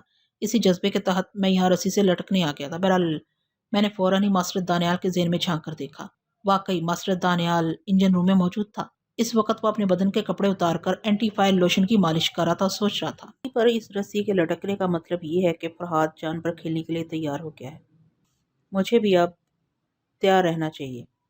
جیسے ہی وہ کھڑکی پر نظر آئے گا میں لانچ کو آگ لگا دوں گا۔ یہاں میرے سوا سبھی جل کر راکھ ہو جائیں گے۔ ہو سکتا ہے فرحاد کے پاس اینجلا سے حاصل کیا ہوا اینٹی فائر لوشن موجود ہو اور وہ آگ کے شعلوں سے کھیلتا ہوا مجھ سے مقابلے کے لیے پہنچ جائے، مگر لانچ میں آگ لگتے دیکھ کر وہ جتنی دیر میں اینٹی فائر لوشن کی مالش کرے گا اتنی دیر میں موٹر بوٹ کے ذریعے سے چلتی ہوئی لانچ کے باہر نکل جاؤں گا۔ مگر لانچ میں آگ لگتے دیکھ کر وہ جتنی دیر میں اینٹی فائر لوشن کی مالش کرے گا اتنی دیر میں موٹر بوٹ کے ذریعے اس چلتی ہوئی لانچ سے باہر نکل جاؤں گا۔ میں نے موٹر بوٹ کو بھی فائر پروف بنا دیا ہے۔ وہ بوٹ آگ سے متاثر نہیں ہوگی۔ میرے چہرے پر ماسک چڑھا ہوا ہے۔ شعلوں کی روشنی میں وہ مجھے دیکھنے کے باوجود میرے دماغ تک نہیں پہنچ سکے گا۔ اس کی سوچ پڑتے ہی میں نے سونیا کا ہاتھ پکڑا اور دوڑتا ہوا کیبن کی طرف جانے لگا۔ دوسرا ملازم لوہے کا راڈ لے کر آ رہا تھا۔ میں نے اسے ریلنگ کے پاس ٹہرنے کے لیے کہا۔ کیبن کے اندر پہنچ کر میں نے دروازے کو اندر سے بند کیا اور سونیا کو کپڑے اتارنے کے لیے کہا۔ وہ چونک کر مجھے یوں دیکھنے لگی جیسے میرا دماغ چل گیا ہو۔ ایسے وقت جبکہ جان پر بنی ہوئی تھی میں اسے لباس اتارنے کے لیے کہہ رہا تھا۔ اس نے حیرانی سے پوچھا، کیا تمہیں کوئی اور موقع نہیں ملے گا؟ کہیں پاگل تو نہیں ہو گئے ہو؟ میں جواب دینے کی بجائے اپنی پتلون اتارنے لگا، پھر انڈرویئر کے اندر سے اینٹی فائر لوشن کی شیشی نکالی۔ یہ شیشی اور مائکرو فلم اسی طرح چھپا کر رکھتا تھا تاکہ دشمنوں کے ہاتھ نہ لگے۔ میں نے سونیا کو وہ شیشی دکھاتے ہوئے کہا، یہ اینٹی فائر لوشن ہے، اسے فوراً اپنے بدن پر اور سر کے بالوں پر لگاؤ۔ میری بات سن کر اس نے اطمینان کی ایک گہری سانس لی، پھر فوراً ہی لباس اتارنے لگی۔ تھوڑی دیر کے بعد ہم اپنے اپنے بدن پر اس لوشن کی مالش کر رہے تھے۔ میں سمجھ رہا تھا کہ ماسٹر دانیال سے نمٹنے کے لیے ابھی کافی وقت ہے۔ وہ اس انتظار میں تھا کہ کھڑکی پر میں اسے نظر آؤں گا، تب وہ لانچ کو آگ لگائے گا، مگر میرا خیال غلط ثابت ہوا۔ اچانک ہی فائرنگ کی آواز سنائی دینے لگی۔ ہم دونوں دوڑتے ہوئے کیبن سے باہر آئے۔ ہم نے صرف ایک انڈرویئر پہنی ہوئی تھی جو لوشن کے ذریعے فائر پروف بن گئی تھی۔ جب لانچ کے اگلے حصے پر پہنچے تو وہ ملازم قربانی کے جذبے کے تحت خود ہی رسی سے لٹک کر کھڑکی تک پہنچ گیا تھا۔ پھر جب تک میں اسے آواز دے کر اوپر بلاتا وہ گولی کا نشانہ بن کر سمندر کی تہہ میں جا چکا تھا۔ میں نے سونیا سے کہا، تم فوراً انجن روم کے دروازے پر پہنچ جاؤ، میں ابھی تمہارے لیے دروازہ کھلواتا ہوں۔ وہ بھاگتی ہوئی زینے تک پہنچی، پھر نیچے اترتی ہوئی نظروں سے اوجھل ہو گئی۔ اس کے بعد میں رسی سے لٹک کر نیچے کی طرف کھسکنے لگا۔ کھڑکی کے قریب پہنچتے ہی میں نے ماسٹر دانیال کے ذہن میں جھانک کر ہلچل مچانا شروع کر دی۔ اس کا دماغ بے قابو ہوتے ہی ریوالور اس کے ہاتھ سے چھوٹ کر گر پڑا، مگر کھڑکی کے سامنے پہنچ کر پتہ چلا کہ مجھے ذرا دیر ہو گئی ہے۔ ماسٹر دانیال نے اس ملازم کو شوٹ کرنے کے بعد ہی انجن روم میں آگ لگا دی تھی، کیونکہ شوٹ کرنے کے بعد بھی رسی کو کھڑکی کے سامنے جھولتے دیکھ کر وہ سمجھ گیا تھا کہ پھر کوئی آ رہا ہے۔ اس کا خیال درست تھا، میں ہی اسے ذہنی اذیتوں میں مبتلا کرنے آ گیا تھا۔ میں نے ٹوٹے ہوئے شیشوں کے اندر ہاتھ ڈال کر کھڑکی کی چٹخنی گرا دی، پھر اسے کھول کر اندر پہنچ گیا۔ پہلے کہیں کہیں سے شعلے نظر آ رہے تھے، اب وہ تیزی سے پھیل رہے تھے۔ ماسٹر دانیال شعلوں کے درمیان کھڑا ہوا آگے پیچھے ڈگمگاتا ہوا اپنے سر کے بالوں کو نوچ رہا تھا، کیونکہ میں رہ رہ کر اسے ذہنی جھٹکے پہنچا رہا تھا۔ پھر میں نے ذرا دیر کے لیے اسے اپنی گرفت سے آزاد کر دیا۔ آزاد ہوتے ہی وہ فرش پر دور پڑے ہوئے ریوالور کی طرف دوڑتا ہوا گیا، پھر اسے اٹھانے کے لیے جیسے ہی جھکا، میں نے آگے بڑھ کر اس کے منہ پر ایک ٹھوکر ماری۔ وہ دوسری طرف الٹ کر بڑھتے ہوئے شعلوں کی طرف لڑکتا چلا گیا۔ اس وقت ہم آتشی مہلوک بن گئے تھے، آگ سے کھیل رہے تھے، آگ ہم سے نہیں کھیل سکتی تھی۔ وہ فوراً ہی اٹھ کر موٹر بوٹ کی طرف بھاگنے لگا، میں بھی اس کے پیچھے دوڑنے لگا۔ میں یہ معلوم کرنا چاہتا تھا کہ موٹر بوٹ کہاں رکھی ہوئی ہے۔ انجن روم کے آخری سرے پر ایک بڑا سا کیبن بنا ہوا تھا۔ اس نے کیبن کے دروازے پر پہنچ کر اسے کھولا۔ اس کیبن نما بڑے سے کمرے میں ایک موٹر بوٹ نظر آ رہی تھی۔ اس کے پیچھے پہیے لگے ہوئے تھے تاکہ وہ خشکی پر بھی چل سکے۔ وہ دروازے سے چھلانگ لگا کر اس بوٹ پر بیٹھنا چاہتا تھا۔ اسی وقت میں نے اس کے ذہن کو جھٹکا پہنچایا۔ اس کے نتیجے میں وہ آگے کی طرف چھلانگ لگانے کے بجائے پیچھے کی طرف اچھل کر میرے پاس چلا آیا۔ میں نے اسے بڑے پیار سے بازوؤں میں تھام لیا۔ وہ بکھلا کر مجھے دیکھنے لگا۔ میں نے اس کا منہ چوم کر اسے الگ کیا، پھر اسی منہ پر ایک گھونسا مارتے ہوئے کہا، بیٹے واپس چلو، پہلے انجن روم کا دروازہ کھولو۔ اس کی بانچھوں سے خون رسنے لگا تھا۔ اس نے غصے سے جھلا کر مجھے چیلنج کیا، اگر مرد ہو تو مرد کی طرح مقابلہ کرو، ٹیلی پیتھی کا سہارا نہ لو۔ میں نے حقارت سے کہا، تم کتنے مرد ہو؟ تم اینٹی فائر لوشن کا سہارا لیتے ہو، آگ کا دیوتا کہلاتے ہو۔ تم نے یہ نہیں سوچا تھا کہ اس آگ میں دوسرے جل کر مر جائیں گے؟ ایسے وقت تمہاری مردانگی کہاں چلی جاتی ہے؟ یہ کہتے ہی میں نے پھر ایک گھونسا رسید کیا۔ وہ لڑکھڑاتا ہوا پیچھے گیا اور انجن سے ٹکرا گیا۔ انجن بھی بند نہیں ہوا تھا، آگے پیچھے چلتا ہوا بسر اسے آخری سرے پر لے گیا، لیکن وہ تڑپ کر انجن سے دور ہو گیا۔ اگر چند ساتھ کی بھی دیر ہوتی تو وہ مشین میں آ کر پس جاتا۔ میں نے اس کا گریبان پکڑ کر اٹھا دیا۔ ماسٹر دانیال، تم سب ماسٹر کسی نہ کسی حیرت انگیز صلاحیت کے مالک ہو، مگر جب موت آتی ہے تو پھر کسی کی صلاحیت کام نہیں آتی۔ تم ماسٹر یوشے کی عبرت ناک موت کی خبر سن چکے ہو، اب تمہاری موت کی خبر دوسرے ماسٹر سنیں گے۔ چلو دروازہ کھولو۔ وہ میرے حکم کی تعمیل کے لیے دروازے کی طرف بڑھنے لگا، لیکن آگے بڑھتے ہی اچانک اس نے پلٹ کر حملہ کیا۔ ایک گھونسا میرے منہ پر پڑا، پھر پیٹ پر، پھر ناک پر۔ اس کے ہاتھ اتنی تیزی سے چل رہے تھے کہ مجھے سنبھلنے کا موقع ہی نہ ملا۔ مشین کی طرح چلتے ہوئے ہاتھوں کو میرے ہاتھ نہیں روک سکتے تھے۔ میں نے سوچ کے ذریعے اس کے ہاتھوں کو روک دیا۔ پہلے تو اس کے ذہن کو ایک جھٹکا لگا، پھر میں نے اس کی سوچ کو الٹا دیا۔ وہ اسی طرح مشینی انداز میں اپنے آپ کو مارنے لگا۔ اتنی سی دیر میں پوری لانچ آگ کی زد میں آ گئی تھی۔ میں نے اسے دروازے کی طرف دھکا دیتے ہوئے کہا، چلو۔ میں اسے دھکے دیتا ہوا دروازے تک پہنچا اور دروازے کو کھول دیا۔ سونیا اندر آ گئی۔ میں نے ماسٹر دانیال کو ایک لات جمائی۔ وہ دروازے سے باہر چلا گیا۔ کیبن کی دیواریں اور عرشے کے تختے جل جل کر گر رہے تھے۔ میں دروازے کو اندر سے بند کرتے ہی سونیا کے ساتھ بھاگتا ہوا موٹر بوٹ تک پہنچ گیا۔ سونیا موٹر بوٹ میں بیٹھ گئی۔ میں نے دوسری طرف کا دروازہ کھولا تو آگ کے لہکتے ہوئے شعلوں سے سامنے کھلا ہوا سمندر نظر آنے لگا۔ بوٹ کو چلانے کے لیے اسٹیئرنگ کے پاس تمام کلوں پر ہدایت درج تھی۔ میں نے ان پر عمل کرتے ہوئے موٹر بوٹ کو اسٹارٹ کیا۔ وہ ایک جھٹکے سے آگے بڑھی، پہیوں کے ذریعے لانچ کے فرش پر تیزی سے دوڑتی ہوئی دروازے کے باہر ذرا اوپر کو اچھلی، پھر پانی کی سطح پر پہنچ کر ہچکولے کھانے لگی۔ میں بڑی حاضر دماغی سے اسے کنٹرول کر رہا تھا اور وہ جلتی ہوئی لانچ سے دور بھاگتی جا رہی تھی۔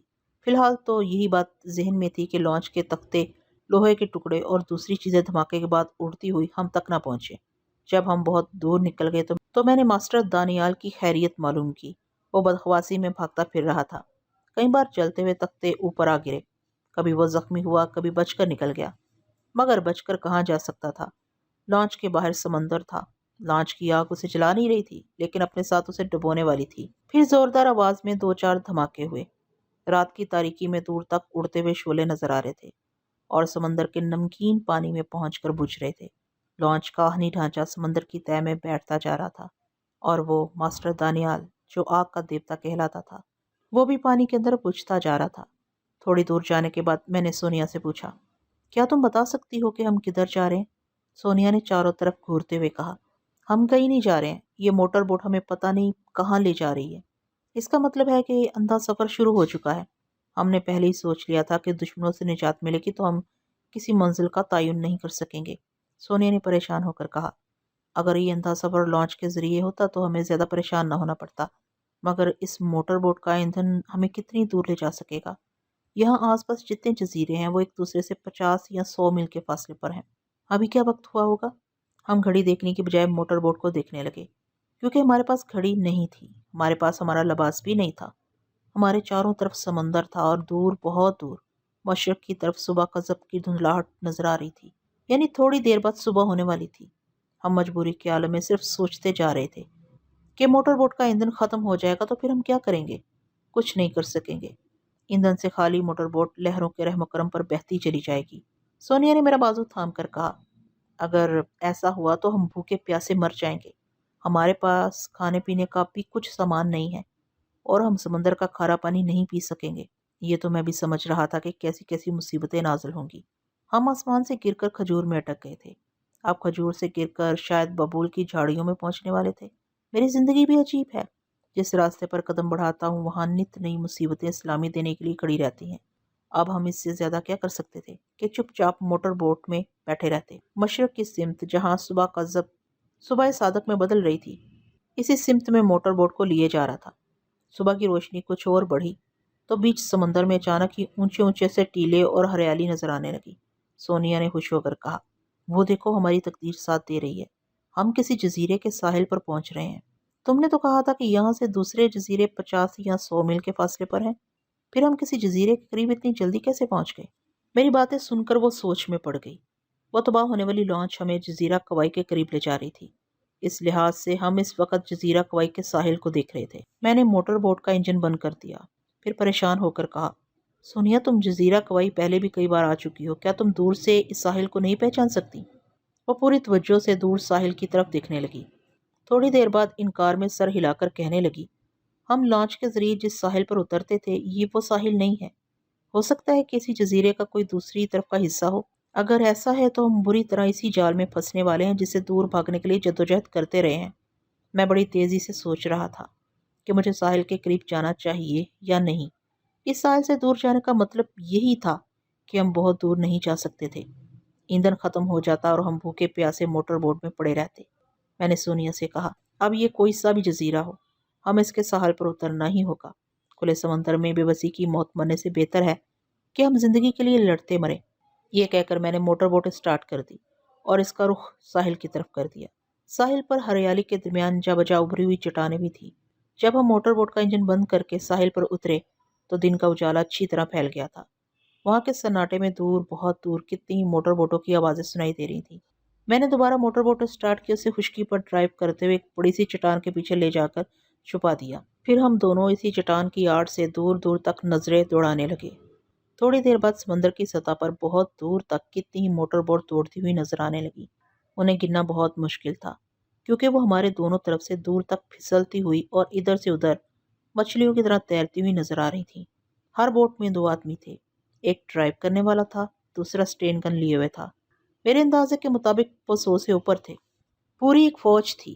شاید سپر ماسٹر کو پتہ چل گیا تھا کہ لانچ تباہ ہو گئی ہے۔ اس کی تباہی کے بعد یا تو آگ کا دیوتا بچ کر نکل گیا ہوگا یا پھر فرہاد اسے چوٹ دے کر فرار ہونے کی کوشش کر رہا ہوگا۔ اس وقت یہ فوج مجھے ہی تلاش کرنے نکلی تھی یا پھر ماسٹر دانیال کی خیریت معلوم کرنا چاہتی تھی۔ میں اور سونیا چٹان کے پیچھے دب کے بیٹھے رہے۔ کتنی ہی موٹر بوٹ ہمارے قریب ساحل کے پاس سے گزرتی گئیں۔ آدھی سے زیادہ کھلے سمندر میں دور تک نکل گئی تھیں اور کچھ لوگ سٹین گن لیے موٹر بوٹ میں بیٹھے جزیرے کے چاروں طرف چکر لگا رہے تھے۔ انہیں معلوم تھا کہ لانچ کے اندر ایک fire proof motor boat master Daniyal کے استعمال کے لیے رکھی گئی تھی اور وہ بوٹ جزیرے کے کسی حصے میں بھی پہنچ سکتی تھی، لیکن ساحل کے قریب سے گزرنے کے باوجود وہ موٹر بوٹ انہیں نظر نہیں آئی۔ جب وہ دور جا کر نظروں سے اوجھل ہو گئی تو سونیا نے مجھ سے پوچھا، ہم یہاں کب تک بیٹھے رہیں گے؟ اگر یہاں سے اٹھ کر آگے بڑھیں گے تو یقیناً پکڑے جائیں گے۔ یہ جزیرہ رقبے میں صرف 35 میل ہے۔ اس چھوٹے سے جزیرے میں اپنے آپ کو چھپا کر رکھنا بہت مشکل ہے۔ میں نے کچھ دیر سوچنے کے بعد کہا، یہاں تمہیں سبھی جانتے ہیں اور مادام کہہ کر تمہاری عزت بھی کرتے ہیں۔ کیا تم کچھ لوگوں کو اپنے اعتماد میں نہیں لے سکتی؟ میں 6 برس کے بعد اس جزیرے پر آئی ہوں۔ میں نے سنا ہے کہ اب یہاں سائنٹیفک آلات نصب کیے گئے ہیں۔ کسی کو اپنے اعتماد میں لینا تو دور کی بات ہے۔ اگر ہم آگے بڑھیں گے تو ان آلات کی زد میں آ جائیں گے۔ یہاں تو ہم بے موت مارے جائیں گے یا وہ آلات ہماری نشاندہی کرتے رہیں گے۔ چلو جو ہوگا دیکھا جائے گا۔ اب تو ہم جلتی ہوئی کڑائی میں گر ہی چکے ہیں، پھر ڈرنا اور جھجکنا کیسا؟ یہ کہنے کے بعد میں نے محتاط نظروں سے دور دور تک دیکھا۔ جب کوئی نظر نہ آیا تو ہم چٹان کے پردے سے نکل کر جزیرے کے اندرونی حصے کی طرف بڑھنے لگے۔ سونیا نے ٹھیک ہی کہا تھا، بین الاقوامی طرز کے جرائم کرنے والے یہ تمام ماسٹر سائنٹیفک آلات سے لا تعلق نہیں رہ سکتے تھے۔ تقریباً 100 گز کا فاصلہ طے کرتے ہی اچانک چاروں طرف سائرن کی آواز گونجنے لگی۔ ہم نے گھاس کے فرش میں چھپے ہوئے کسی ایسے آلے کو کراس کیا تھا جو اب ہماری نشاندہی کر رہا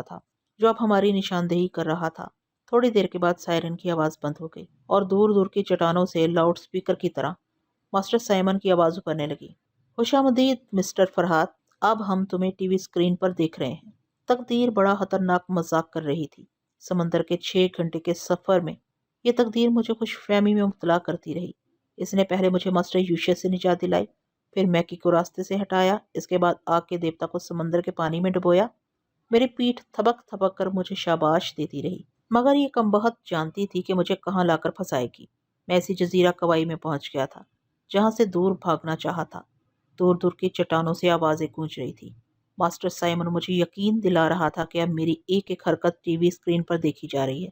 چٹانوں کے درمیان آواز گونجنے کے باعث اس کی باتیں واضح طور سے سمجھ نہیں آ رہی تھی، مگر یہ تو معلوم ہو ہی چکا تھا کہ میں ان کی گرفت میں آ گیا ہوں۔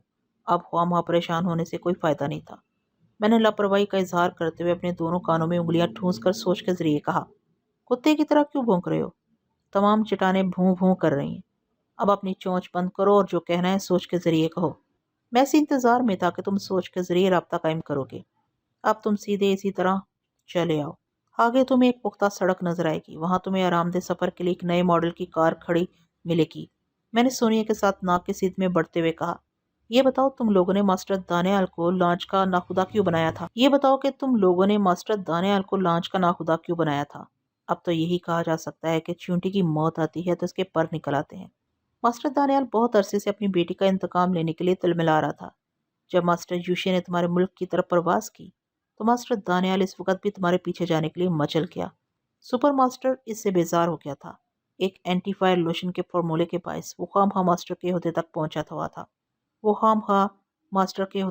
ہوا تھا۔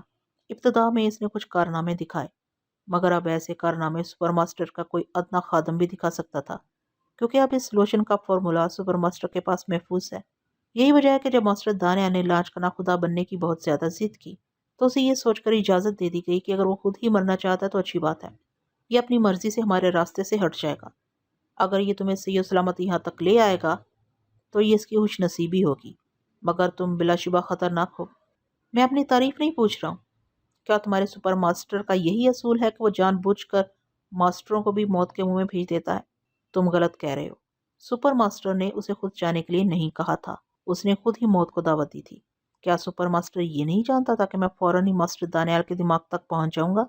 تم تو میکی اور اس کے آدمیوں کے دماغ تک بھی پہنچ سکتے تھے۔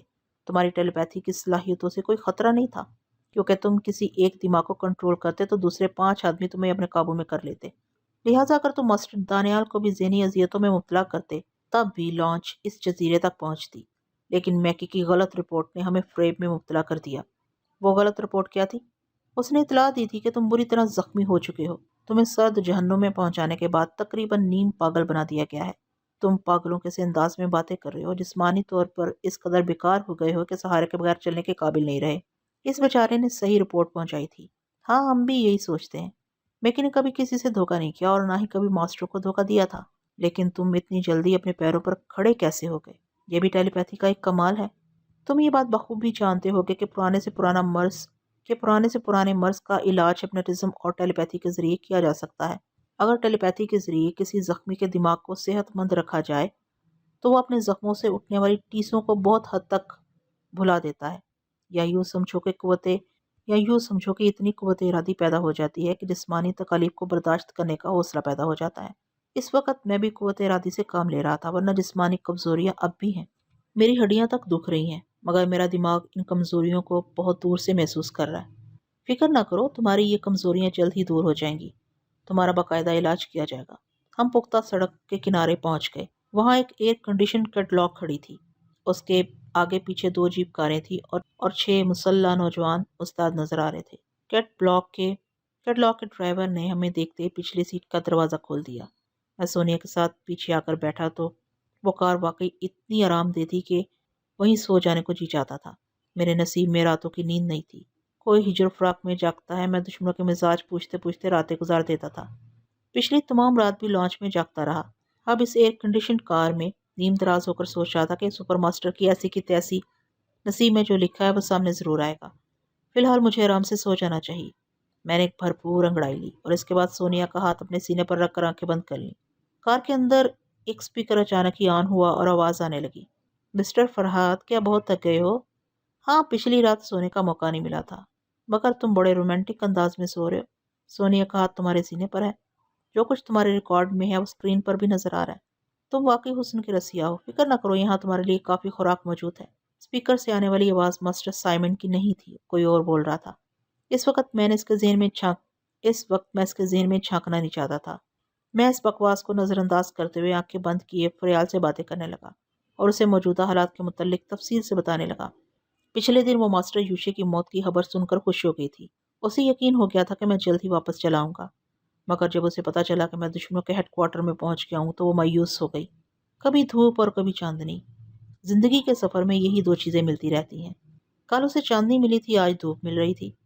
پھر امید بن رہی تھی کہ آنے والا کل اس کے لیے پھر لطافتیں لے کر آئے گا۔ وہ کہہ رہی تھی، وہ ساری زندگی میرا انتظار کرتی رہے گی، میں مصیبتوں کو گلے لگاتا رہوں گا، وہ مجھے گلے لگانے کی امید میں جیتی رہے گی۔ پھر میں نے آئندہ ملاقات کا وعدہ کر کے اسے رابطہ ختم کر دیا۔ ایک بہت بڑی گیند عمارت کے سامنے پہنچ کر ہماری کار رک گئی۔ جب ہم کار سے اتر کر باہر آئے، 6 مسلح جوان ہمارے آگے پیچھے کھڑے ہو گئے۔ ہم ان کے درمیان چلتے ہوئے عمارت میں داخل ہوئے۔ وہاں اب تک یا تو جوان مرد نظر آئے تھے یا جوان عورتیں دکھائی دے رہی تھیں۔ بڑھاپے کا کوسوں دور تک پتہ نہ تھا۔ مرد اور عورتیں سبھی سرخ رنگ کے لباس میں نظر آ رہے تھے۔ ان کے چہروں پر ایسی گمبھیر سنجیدگی تھی اور ان کے ہونٹ ایسے چپکے ہوئے تھے جیسے وہ بولنا نہ جانتے ہوں یا پھر وہ آدم زار تھے، ایک دوسرے کو مسکرا کر دیکھنا بھی گوارا نہیں کرتے تھے۔ ہم جس کوریڈور سے گزر رہے تھے اس کے دونوں طرف بہت سے کمرے تھے اور بہت سی راہدریاں شاہوں کی طرح ادھر ادھر پھیلتی گئی تھیں۔ وہ ہمیں ایک راہدری سے دوسری راہدری کی طرف گھما گھما کر لے جا رہے تھے۔ ایسا لگتا تھا کہ ہم گھوم گھوم کر ایک ہی جگہ پہنچ رہے ہیں۔ وہ گنبد نما عمارت بھول بھلیوں کی طرح پھیلی ہوئی تھی اور اپنے اندر گزرنے والے کو صحیح راستے کا پتہ نہیں دیتی تھی۔ ہم چلتے چلتے آخر ایک دروازے پر پہنچ کر رک گئے۔ ایک مسلح جوان نے دروازے کے پاس لگے ہوئے بٹن کو دبایا تو وہ خود بخود کھلتا چلا گیا۔ ہم اس دروازے سے گزرتے ہوئے ایک بہت بڑے ہال میں پہنچ گئے۔ ایسا ہی بڑا سا ہال میں نے میکی کی کوٹھی میں دیکھا تھا، جہاں سے مجھے اور سونیا کو موت کے چیمبر میں پہنچا دیا گیا تھا۔ اس ہال میں بھی ایک اونچا سا سٹیج بنا ہوا تھا۔ اس سٹیج پر نصف دائرے میں گھومتی ہوئی ایک بڑی سی میز رکھی ہوئی تھی، جس کے پیچھے ریوالونگ چیئر پر ماسٹر سائمن بیٹھا ہوا تھا۔ اس کے دائیں بائیں کی دیواروں پر بڑے بڑے ٹی وی اسکرین تھے۔ اس اسکرین پر جزیرے کے مختلف حصے نظر آ رہے تھے۔ سامنے میز پر بہت سے سوئچ نما آلات لگے ہوئے تھے۔ اس نے ہمیں دیکھتے ایک سوئچ کو آف کیا اور اس کے ساتھ اسکرین سے تمام مناظر دھل گئے۔ اسکرین سادہ نظر آنے لگی۔ اس نے اپنے ماتحتوں کو حکم دیا کہ وہ سونیا کو لے کر واپس چلے جائیں۔ اس کے حکم کی تعمیل کی گئی۔ سونیا نے جاتے جاتے مجھے دیکھا۔ میں نے سوچ کے ذریعے کہا، گھبراؤ نہیں، ہم پھر ملیں گے، ذرا مجھے سپر ماسٹر تک پہنچنے دو، پھر یا تو ہمیں اس جزیرے کا تخت ملے گا یا ہمارا تختہ ہو جائے گا۔ جب وہ مسلح نوجوانوں کے ساتھ باہر چلے گی تو دروازہ خود بخود بند ہو گیا۔ اس بڑے سے ہال میں تنہا کھڑا رہا۔ تب ماسٹر سائمن نے کہا، فرحات، تم نے ماسٹر یوشے کو قتل کیا ہے، کیا تم اپنے جرم کا اقرار کرتے ہو؟ ماسٹر سائمن کے تیور بتا رہے تھے کہ وہ اس کمرہ عدالت میں جج بنا بیٹھا ہے۔ میرے دماغ نے فوراً ہی مجھے سمجھایا کہ یہاں میں جو کچھ کہوں گا وہ ایک بالغ جرم کے طور پر میری آواز میں ریکارڈ ہو جائے گا، پھر یہ لوگ مجھے شریفانہ زندگی گزارنے کا موقع نہیں دیں گے، میری ریکارڈ کی ہوئی باتوں کے ذریعے مجھے بلیک میل کریں گے۔ میں نے جواباً کہا، نہیں، مجھے ماسٹر یوشے سے کوئی دشمنی نہیں تھی، میں ایک مہذب ملک کا بے ضرر باشندہ ہوں، मैं शरीफाना जिंदगी गुजारना चाहता हूँ, मगर तुम सब अपनी साजिशों से मुझे जजीरा कवाई में ले आए हो। साइमन की पेशानी पर बल पड़ गए। उसकी तवक्को के खिलाफ बयान दे रहा था। उसने घुरा कर कहा, बकवास मत करो। हम अच्छी तरह जानते हैं कि तुम कितने शरीफ आदमी हो। तुमने हमारे बेहतरीन आदमियों को मार डाला है। हम मास्टर यूशे मैकी और दानियाल की मौत को भुला नहीं सकते। इन सब का खून तुम्हारी गर्दन पर है। मैंने एक जोरदार कहका लगाने के बाद कहा, तुम्हारे जैसे कातलों को मैंने आज ही मुंसफ बनते देखा है। ये बात मेरी समझ में नहीं आई कि तुम मुझे अपने बेहतरीन आदमियों का कातिल क्यों साबित करना चाहते हो। तुम्हें किसी बात तुम्हें किसी बात का जवाब नहीं मिलेगा। मैं जो कुछ पूछ रहा हूँ इसका जवाब दो। मुझे जो जवाब देना चाहिए वो मैं दे चुका हूँ। तुम झूठ बोलते हो। तुम कातिल हो। तुम्हें अपने जुर्म का इकरार करना ही पड़ेगा। बकते रहो, मैंने लापरवाही से कहा। मास्टर साइमन थोड़ी देर तक मुझे घूर कर देखता रहा।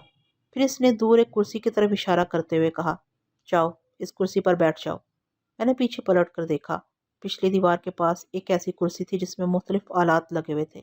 मैं फौरन ही मास्टर साइमन के दिमाग को पढ़ने लगा। वो सोच रहा था, पता नहीं ये कम बहुत आसानी से इस कुर्सी पर बैठेगा या नहीं। अगर नहीं बैठेगा तो मसल्ला जवानों को बुलाकर जबरन बिठाना पड़ेगा। मैंने इसकी सोच में कहा, मगर टेलीपैथी जानने वाला क्या इस कुर्सी पर बैठने के बाद काबू में आ जाएगा? इसका बाप भी काबू में आएगा। ये कन्फेसिंग चेयर है। इस पर बिजली के झटके पहुंचाए जाते हैं। ये जब तक सच नहीं बोलेगा इसे बिजली के झटके लगते रहेंगे। मैंने मुस्कुराते हुए पलटकर मास्टर साइमन को देखा तो वो एकदम से चौंक गया। वो समझ गया कि अभी रवानी में जो कुछ सोचता रहा है उसे मैंने सुन लिया है। वो झिल्लाकर बोला, तुम अव्वल दर्जे के शैतान हो, लेकिन याद रखो तुम्हारी टेलीपैथी की सलाहियतें यहाँ काम नहीं आएंगी। उसके चैलेंज करते ही मैंने इसके दिमाग को मतवातर कई झटके पहुंचाए। उसका नतीजा ये हुआ कि पहले तो वो रिवॉल्विंग चेयर पर गोल घूमता रहा, फिर इस चेयर पर अपना तवाज़ुन बरकरार न रख सका। वहां से नीचे फर्श पर गिर पड़ा। उसके गिरते ही पिछली दीवार से लगा सुर्ख बल्ब जलने बुझने लगा। इस बंद हाल से बाहर खतरे का अलार्म चीख रहा था। मैं मास्टर साइमन से निपटते वक्त ये भूल गया था कि इस हाल से बाहर पता नहीं किस जगह मुझे टीवी स्क्रीन पर देखा जा रहा है। देखते ही देखते हाल का दरवाज़ा खुला और मसल्ला जवानों की पूरी फौज अंदर घुस आई।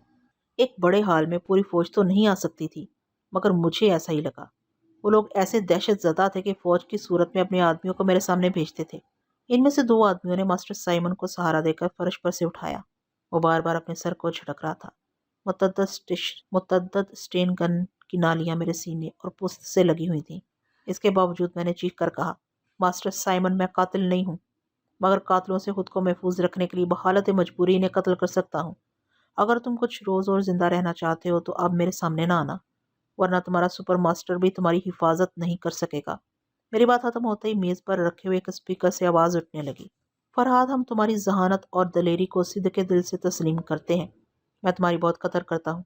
तुम पूछोगे कि मैं कौन हूँ? ये मैं ही बता सकता हूँ, मगर तुम मेरी गुफ्तगू के लहजे में मेरी सोच तक नहीं पहुंच सकोगे। मैं तुम्हारी टेलीपैथी की सलाहियतों को चैलेंज करता हूँ। आओ, मेरे ज़हन तक पहुंचने की कोशिश करो। इसकी बातें सुनते ही मैंने आंखें बंद कर ली और इसकी सोच तक पहुंचने की कोशिश करने लगा। सोच की लहरें जहां पहुंच रही थी वहां सिर्फ तारीकी ही तारीकी थी। यूं मालूम होता था जैसे वो कब्र के अंधेरे से बोलने के बाद फिर मुर्दा बन गया हो। जब मेरी सोच की लहरें नाकाम हो गई तो मैंने अपनी आंखें खोल दी। इसके साथ ही स्पीकर से आवाज उभरने लगी, क्या हुआ, तुमने आंखें खोल दी? बस इतनी सी देर में तुम्हारा जहन थक गया या अभी और कोशिश करना चाहते हो? मैं इसकी बातों को बड़े गौर से सुन रहा था। जब वो कह चुका तो मैंने कहा, तुम लहजा बदलने के माहिर हो। इस बार तुम्हारा लहजा बदला हुआ है। पहले तुमने एक ऐसे शख्स के लहजे में गुफ्तगू की है जो बहुत पहले मर चुका है। शायद अब भी किसी ऐसे ही शख्स के लहजे में गुफ्तगू कर रहे हो। ये कहते ही मैंने फौरन इस दूसरे लहजे के सहारे इसकी सोच तक पहुंचने की कोशिश की, मगर वहां भी खामोशी और अंधेरे के सिवा कुछ न मिला। इंसानी दिमाग और इसकी सोचों के बारे में मैं एक बात और समझा देना चाहता हूँ। वो ये कि जब हम दूसरों के लहजों की नकाली करते हैं तब भी वो नकल हमारे अपने ही दिमाग से निकलती है। ख्याल खानी करने वाले इस नकल का सहारा लेकर इसी नकाली करने वाले दिमाग तक पहुंचते हैं। मुझे भी इसी नकल करने वाले के दिमाग तक पहुंचना चाहिए था, लेकिन मुझे नाकामी हो रही थी। ये बड़ी हैरानी की बात थी। मेरी समझ में नहीं आ रहा था वो नकल करने वाला दिमाग मुझसे कैसे छुप रहा है। मैंने हैरानी से पूछा, तुम कौन हो? पहले तो फातहाना अंदाज में कह के सुनाई दिए, फिर आवाज सुनाई दी, मुझे सुपर मास्टर कहते हैं। Super master. वो आवाज चारों तरफ गूंजने लगी, super master, super master, super master. उसने बड़े अच्छे अंदाज में अपना तारुफ कराया था। मैं मुतासिर हुए बगैर न रह सका। اس نے मेरे दिमाग में ये बात बिठा दी थी कि मैं ख्याल खानी के जरिए सुपर शैतान तक नहीं पहुंच सकूंगा। मगर मुझे एक बात का इत्मीनान था कि वह कितना ही ज़हीन और पुरस्रार क्यों ना हो, टेलीपैथिक इल्म से वाकिफ नहीं है। अगर वाकिफ होता तो मेरी सोच को पढ़ता रहता, फिर अपनी सलाहियतों का सिक्का जमाने के लिए मेरी सोच को पढ़कर सुनाता। मगर ऐसी कोई बात न थी। मुझे फिर इसकी आवाज़ सुनाई दी। किस उलझन में पड़ गए हो फरहाद? इस बार मैं तुम्हारी आवाज़ में बोल रहा हूँ। इस आवाज़ के सहारे भी मेरे ज़हन को झांक कर देख लो, शायद तुम्हें कामयाबी नसीब हो जाए। नहीं, अब इसकी ज़रूरत नहीं है। फिलहाल मैं ख्याल हानि का सहारा नहीं लूँगा। थोड़ी देर खामोशी रही। जब भी कोई बात कहता तो इसके जवाब में पहले इसी तरह खामोशी रहती थी। बहुत देर से ये नुक्ता मेरे जहन में चुप रहा था। जब मैंने गौर किया तो मेरे दिमाग में ये बात आई कि वो अपने मातहतों में से किसी एक मातहत की आवाज़ रिकॉर्ड करता है, फिर इस आवाज़ को अपनी आवाज़ कहकर पेश करने से पहले इस मातहत को मार डालता है। यही वजह है कि जब भी मैं किसी आवाज़ के सहारे इसके दिमाग तक पहुंचता हूँ तो वह दिमाग मुर्दा नजर आता है। थोड़ी देर की खामोशी के बाद मुझे एक कहका सुनाई दिया। सुपर मास्टर क्राई की आवाज़ में कह रहा था, तुम मेरे साय में आकर कभी ख्याल ख्वानी का सहारा नहीं ले सकोगे। तुम क्या चीज़ हो फरहाद? मास्टर यूशे जैसा आदमी मेरे आगे घुटने टेक देता था। तुम भी घुटने टेकने के लिए आ गए हो। तुम्हें मौका देता हूँ। तुम जिस कदर अपनी जहानत से काम ले सकते हो लेते रहो। तुम्हारे दिल में ये हसरत न रहे कि तुम्हें मौका नहीं मिला था। मैंने कहा, सुपर मास्टर, मेरा ज़हन कुछ काम कर रहा है। तुम हर बार मुख्तलिफ आवाज़ के मुख्तलिफ आदमियों को बदल देते हो। इनकी आवाज़ नशर करने से पहले इन्हें मार डालते हो। मेरी सोच की लहरें यही बताती हैं कि वो दिमाग मुर्दा हो जाते हैं, और दिमाग उस वक़्त मुर्दा हो जाते हैं जब दिमाग वाले मुर्दा हो जाते हैं या मार डाले जाते हैं। इस बार फिर थोड़ी देर के लिए खामोशी रही। मैंने फ़ौरन ही कहा, देखो, इस खामोशी का मतलब यही है कि अब तुम किसी दूसरी आवाज़ में मेरी बातों का जवाब रिकॉर्ड कर रहे हो। जवाब में बदली हुई आवाज़ सुनाई दी, बहुत खूब, तुम किसी हद तक मेरी तकनीक समझ गए, लेकिन तुम्हारा ये ख्याल अहमकाना है कि मैं अपने आदमियों को मार डालता हूँ। मेरा हर मातहत मेरे लिए कीमती सरमाया है। मैं तुम्हें ख्वाम खा मरूफ करने के लिए इनकी जान नहीं ले सकता। तुम ज़रा इंतज़ार करो, फिर सुनो कि अब की बार मैं तुम्हें किसकी आवाज़ में मुखातिब करता हूँ। मुझे फिर थोड़ी देर इंतज़ार करना पड़ा। उसके बाद जो आवाज़ सुनाई दी उसे सुनकर मैं चौंक गया। वो आवाज़ हाल में गूंज रही थी, फरहाद, अब मैं तुम्हें जिस आवाज़ में मुखातिब कर रहा हूँ, इस आवाज़ को तुम हज़ारों में पहचान सकते हो। बोलो, ये किसकी आवाज़ है? मैंने शदीद हैरानी से कहा, ये मास्टर साइमन की आवाज़ है। इस बार खामोशी नहीं रही। बस इतना ही वक्फा था जितना कोई बात सोचने के लिए ज़रूरी होता है। मास्टर साइमन की आवाज़ में सुपर मास्टर कह रहा था, तो मास्टर साइमन के दिमाग को बहुत पहले ही कंट्रोल में ले चुके हो। मैं तुम्हें यकीन दिलाता हूँ कि मास्टर साइमन मुर्दा नहीं है। इससे जल्द ही दोबारा मुलाकात हो जाएगी। फिलहाल तुम अपनी सलाहियतों को आजमाओ। इस आवाज़ के सहारे इसके दिमाग तक पहुँच कर दिखाओ, फिर मैं तुम्हारी सलाहियतों को तस्लीम कर लूँगा। मैंने आंखें बंद कर लीं और अपनी सोच की लहरों को मास्टर साइमन के दिमाग तक नशर करने लगा। मगर वहाँ क्या था? तारीकी, सिर्फ तारीकी। मास्टर साइमन का दिमाग किसी नाकाबिले फहम तारीकी में डूब चुका था। पता नहीं वो किस कबर की तारीकी से बोल रहा था। थोड़ी देर बाद फिर इसकी आवाज़ सुनाई दी, तुम मास्टर साइमन के दिमाग तक नहीं पहुंच सकोगे। मैं यहाँ तुम्हें बिल्कुल ही बेदस्तोपा बनाकर रख दूंगा। मैं तुम्हें इतना मौका नहीं दूंगा कि तुम मेरे खिलाफ अपनी जहानती या जिस्मानी कुव्वत का मुजाहिरा करो। मैं फजूल लड़ने झगड़ने का आदी नहीं हूँ। बड़ी सहूलत से अपना काम निकालता हूँ, कभी जल्दबाजी से काम नहीं लेता। तुम थके हुए हो। पिछली रात लॉन्च में इतने हंगामे किए हैं कि खुद तुम्हें सोने की फुर्सत नहीं मिली होगी। फिलहाल तुम मेरे मेहमान खाने में आराम करो, फिर हमारी मुलाकात होगी। Good bye and wish you bad luck. इसकी बात खत्म होते ही तो मुसल्ला नौजवान मेरे आसपास आकर खड़े हो गए। हाल का खुदकार दरवाज़ा खुल गया था। मैं बाहर कॉरिडोर में आ गया, फिर इन दो नौजवानों के साथ इसी भूल भुलैयों से गुजरने लगा। सुपर मास्टर तक पहुंचने के लिए इसके किसी मातहत को आलाकार बनाया जा सकता था। मैंने अपने करीब से गुजरने वाले मर्दों और औरतों को देखा। इन सब के चेहरे सपाट और जज्बात से यारी थे। ये तो मैंने यहाँ आते ही देख लिया था कि वह सब पत्थर के बुत की मानित खामोश रहते थे। उनके होंठों पर जामत सकूत और चेहरों पर ऐसी गहरी संजीदगी थी जैसे वो कभी भूले से भी मुस्कुराते न होंगे। उनके होंठ मुस्कुराहट से बिल्कुल नाशना थे। तब मुझे पता चला कि सुपर मास्टर ने पूरी जहानत से मेरे इस्तकबाल की तैयारी की थी। इस इमारत के हर फर्द को नकाब में छुपा दिया था। मैंने अपने साथ चलने वाले नौजवान को गौर से देखा तो ये ख्याल पैदा हुआ कि इनके चेहरों पर मास्क चढ़े हुए थे। आंखें भी आईलेंस के जरिए बदल गई होंगी। मास्क और आईलेंस थोक के हिसाब से हासिल करना सुपर मास्टर के लिए कोई मुश्किल बात ना थी। ये तमाम इंतजाम या तो सिर्फ मेरे लिए किए गए थे या फिर मास्टर यूशे के वक़्त से ये सिलसिला चला आ रहा था। تاکہ ٹیلی پیتھی جاننے والوں کو اپنا غلام بنایا جا سکے۔ اس وقت واقعی میں خود کو بے دست و پاس سمجھ رہا تھا۔ مختلف ٹیری مٹیری راہدریوں سے گزرنے کے بعد دونوں نوجوان ایک دروازے کے سامنے رک گئے۔ اس دروازے کے کھلنے کا سسٹم بھی وہی تھا۔ دیوار پر ایک بٹن لگا ہوا تھا، اسے دباتے ہی دروازہ خود بخود کھل جاتا تھا۔ جب میں دروازے کی دوسری طرف پہنچا تو ایک بہت ہی خوبصورتی سے آراستہ کی ہوئی خوابگاہ میں پہنچ گیا۔ میرے پیچھے دروازہ بند ہو چکا تھا، دونوں نوجوان جا چکے تھے اور سامنے 4 عدد حسینائیں میرے استقبال کے لیے موجود تھیں۔ 2 عورتوں نے آگے بڑھ کر دونوں طرف سے میرے ہاتھ تھام لیے، تیسری اپنے ہاتھوں میں شب خوابی کا لباس لیے کھڑی تھی، چوتھی نے میرا لباس اتارنا شروع کر دیا۔ میں اپنے انڈرویئر میں مائکرو فلم اور اینٹی فائر لوشن کا فارمولا چھپا کر رکھتا تھا، لہٰذا میں نے انہیں انڈرویئر تک پہنچنے کا موقع نہیں دیا۔ اس پر شب خوابی کا لباس پہننے لگا۔ میرے دماغ نے کہا کہ ان عورتوں کے ذریعے سپر ماسٹر تک یہ بات پہنچے گی کہ میں نے انڈرویئر کو اپنے جسم سے الگ نہیں کیا تھا۔ یہ رپورٹ حاصل کرنے کے بعد اس حد تک بھی میری تلاشی لی جا سکتی تھی۔ مجھے اینٹی فائر لوشن کی پرواہ نہیں تھی کیونکہ میں اس کا فارمولا حفظ کر چکا تھا۔ میرے پاس جو شیشی تھی اس کا لوشن پچھلی رات ختم ہو چکا تھا، مجھے صرف مائکرو فلم کی فکر تھی۔ یہ لوگ کسی وقت بھی اسے مجھ سے چھین کر لے جا سکتے تھے۔ اب یہی صورت تھی کہ موقع ملتے ہی میں اسے سونیا کے حوالے کر دوں۔ جب میری تلاشی لینے کے بعد انہیں اطمینان ہو جائے گا تو وہ فلم میں سونیا سے پھر واپس لے سکتا تھا۔ جب میں بستر پر آ کر لیٹ گیا تو وہ عورتیں میرا بدن دابنے لگیں، کسی کے حصے میرا ہاتھ آیا، کسی کے حصے میں میری ٹانگیں آئیں، ایک میرا سر سہلانے لگی۔ مجھے ان کے حسن کا تجزیہ کرنے کی فرصت نہیں تھی، دماغ کتنی الجھنوں میں مبتلا تھا۔ ایسی حالت میں نیند بھی نہیں آتی۔ چونکہ میں دماغ کو کنٹرول میں رکھنا جانتا ہوں، اس لیے اسے ہدایت دی کہ 4 گھنٹے تک بالکل پرسکون رہے۔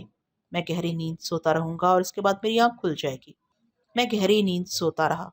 ایسے وقت میں جبکہ میری آزادی چھینی جا رہی تھی اور مجھے غلام بنانے کے انتظامات کیے جا رہے تھے، تب بھی میں 4 گھنٹے کے لیے پرسکون ہو گیا تھا۔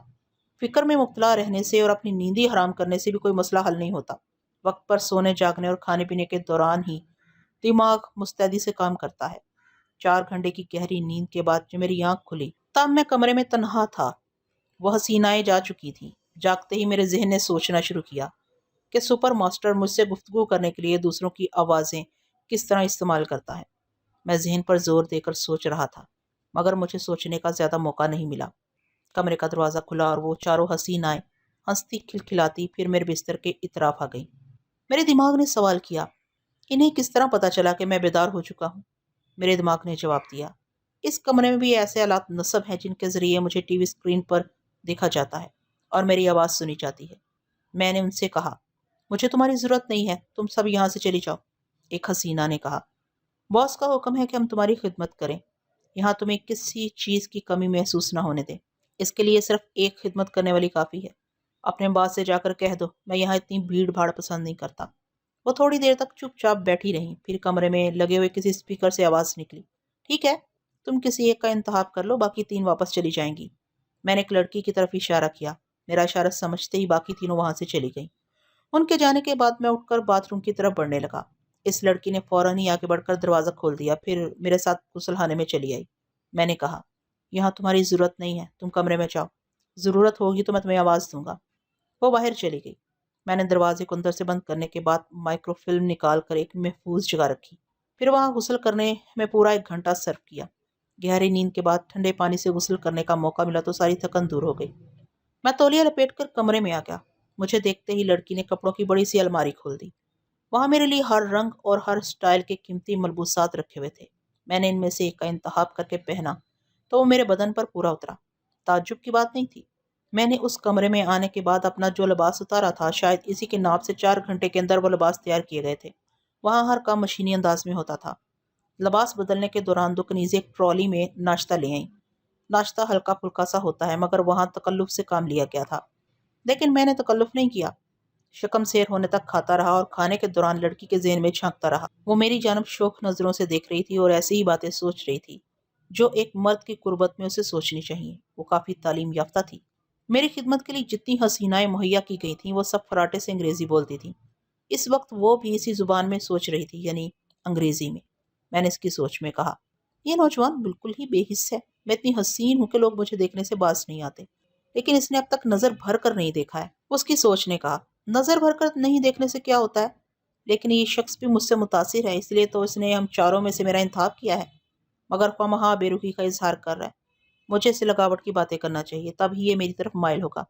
मैंने इसकी सोच में कहा। लगावट की बातें करने के लिए ज़रूरी है कि मैं अपना तारुफ करवाऊँ, उसे बताऊँ कि मेरा नाम क्या है, मैं कहाँ से आई हूँ। वह चौंक कर सोचने लगी। नहीं, मैं अपना नाम तो बता सकती हूँ, मगर ये नहीं बता सकती कि कौन हूँ और कहाँ से आई हूँ। बॉस ने सख्ती से मना किया है। वो स्क्रीन पर देख रहा होगा, मैं जो बात करूंगी सुनता रहेगा। मैंने इसकी सोच में कहा। मेरी जुबान पर पहरा है, सोच पर तो पहरा नहीं है। क्या मैं सोच नहीं सकती कि मेरा नाम एमना है? बेख्तियार इसकी सोच ने कहा। मैं बैंकॉक से आई हूँ, कल वापस चली जाऊंगी। कल आने में कितना वक्त लगता है, वक्त तेजी से गुजरता जा रहा है, मगर ये शख्स वक्त की कदर नहीं कर रहा है। मैंने इसकी सोच में कहा। शायद ये इसलिए मेरी तरफ मुतवज्जो नहीं है कि ये कैदी है, इसकी सारी सोच यही होगी कि पिंजरा तोड़कर निकल जाए। उसकी सोच ने कहा। यहाँ से निकलना किसी इंसान की बस की बात नहीं है। मैं यहाँ कई बार आ चुकी हूँ, मगर इस इमारत के अंदर अभी तक रास्तों की पहचान नहीं हुई। मैंने अब तक अपने बॉस की सूरत नहीं देखी। मैं तो एक कठपुतली हूँ। वो जैसे नचाता है, नाचती हूँ, उसकी बदौलत मैं ऐशो इशरत की जिंदगी गुजार रही हूँ। मैं इससे ज्यादा अपने बॉस के मुतालिक कुछ समझना नहीं चाहती। वो मेरा अंदाता है, और बस। मैंने भी बस कहकर इसे सोचकर रब्ता खत्म कर दिया। वो मेरे लिए बिल्कुल बेकार थी। सुपर मास्टर तक पहुंचने का जरिया नहीं बन सकती थी। नाश्ता करने के बाद जब मैं आराम से सोफे पर बैठकर सिगरेट के कश लगाने लगा, तो इस वक्त स्पीकर से आवाज़ सुनाई दी। मिस्टर फरहाद, मुझे यकीन है कि तुम अपनी आदत के मुताबिक एमना के जहन को चुपचाप कुरेदने की कोशिश करी होगी। क्या तुम कुछ मालूमात हासिल कर सके हो? मैंने बेबसी से एक गहरी सांस छोड़ने के बाद कहा। कुछ नहीं, ये लड़की मेरे लिए बेकार है। न तुम्हारे मुतालिक कुछ जानती है, न इस इमारत के बारे में कुछ बता सकती है। मेरी बात पर एक कहका सुनाई दिया। मैं तुम्हें एक खुशखबरी सुनाता हूँ कि तुम अभी और इसी वक्त आज़ाद किए जा रहे हो। तुम इस कमरे से निकलो और इस इमारत के मुतालिक अपने तौर पर मालूमात हासिल करो। यहाँ तुम्हें रोकने वाला कोई ना होगा। अगर तुम इस इमारत से बाहर निकल जाओगे तो सदर दरवाजे के पास ही तुम्हें एक कार खड़ी हुई मिलेगी। तुम इस कार के जरिए साहिल तक पहुंच सकते हो। साहिल पर एक मोटर बोट मिलेगी। वो मोटर बोट तुम्हारे लिए होगी। तुम इसमें बैठकर कहीं भी जा सकते हो। तुम्हारे रास्ते में कोई हाइल ना होगा। लेकिन याद रखो, अगर तुमने हमारे किसी आदमी को नुकसान पहुंचाया और इस इमारत से निकल जाने में नाकाम रहे, तो फिर मैं तुम्हारी तकदीर का मालिक बन जाऊंगा और तुम्हारे मुकद्दर में तमाम उम्र की गुलामी लिख दूंगा। मैं इसकी बातें तवज्जो से सुनता रहा। सुपर मास्टर को इस बात का मुकम्मल यकीन होगा कि मैं इस इमारत से नहीं निकल सकूंगा, इसलिए वो मुझे निकल जाने की आज़ादी दे रहा था। मैंने जवाबन कहा। मैं नाश्ता करने के बाद खामोशी से 2 सिगरेट पीता हूँ। ऐसे वक्त में किसी की मुदाखलत बर्दाश्त नहीं करता। तुम मेरे कान ना खाओ। स्क्रीन के सामने बैठे मुझे देखते रहो। तुम मेरी तकदीर क्या लिखोगे? खुदा ने तुम्हारे मुकद्दर में लिख दिया है कि स्क्रीन के सामने उल्लू की तरह दीदे फाड़ फाड़ कर फरहाद को देखते रहो, अपनी नींदें हराम करते रहो। सुपर मास्टर, जब तक मैं जागता रहूंगा तुम जागते रहोगे। जब मैं सोने के लिए जाऊंगा तुम्हें भी आराम करने का कुछ मौका मिल जाएगा। हमारे यहाँ की मशरकी औरतें इस तरह अपने मजाजी खुदा के साथ सोती जागती हैं। तुमने मुझे यहाँ बुलाकर एक बहुत बड़ी मुसीबत के साथ अपना निकाह पढ़ लिया है। अब भुगतो। तब तक मैं 2 सिगरेट खत्म करने के बाद सोचूंगा कि मुझे क्या करना है।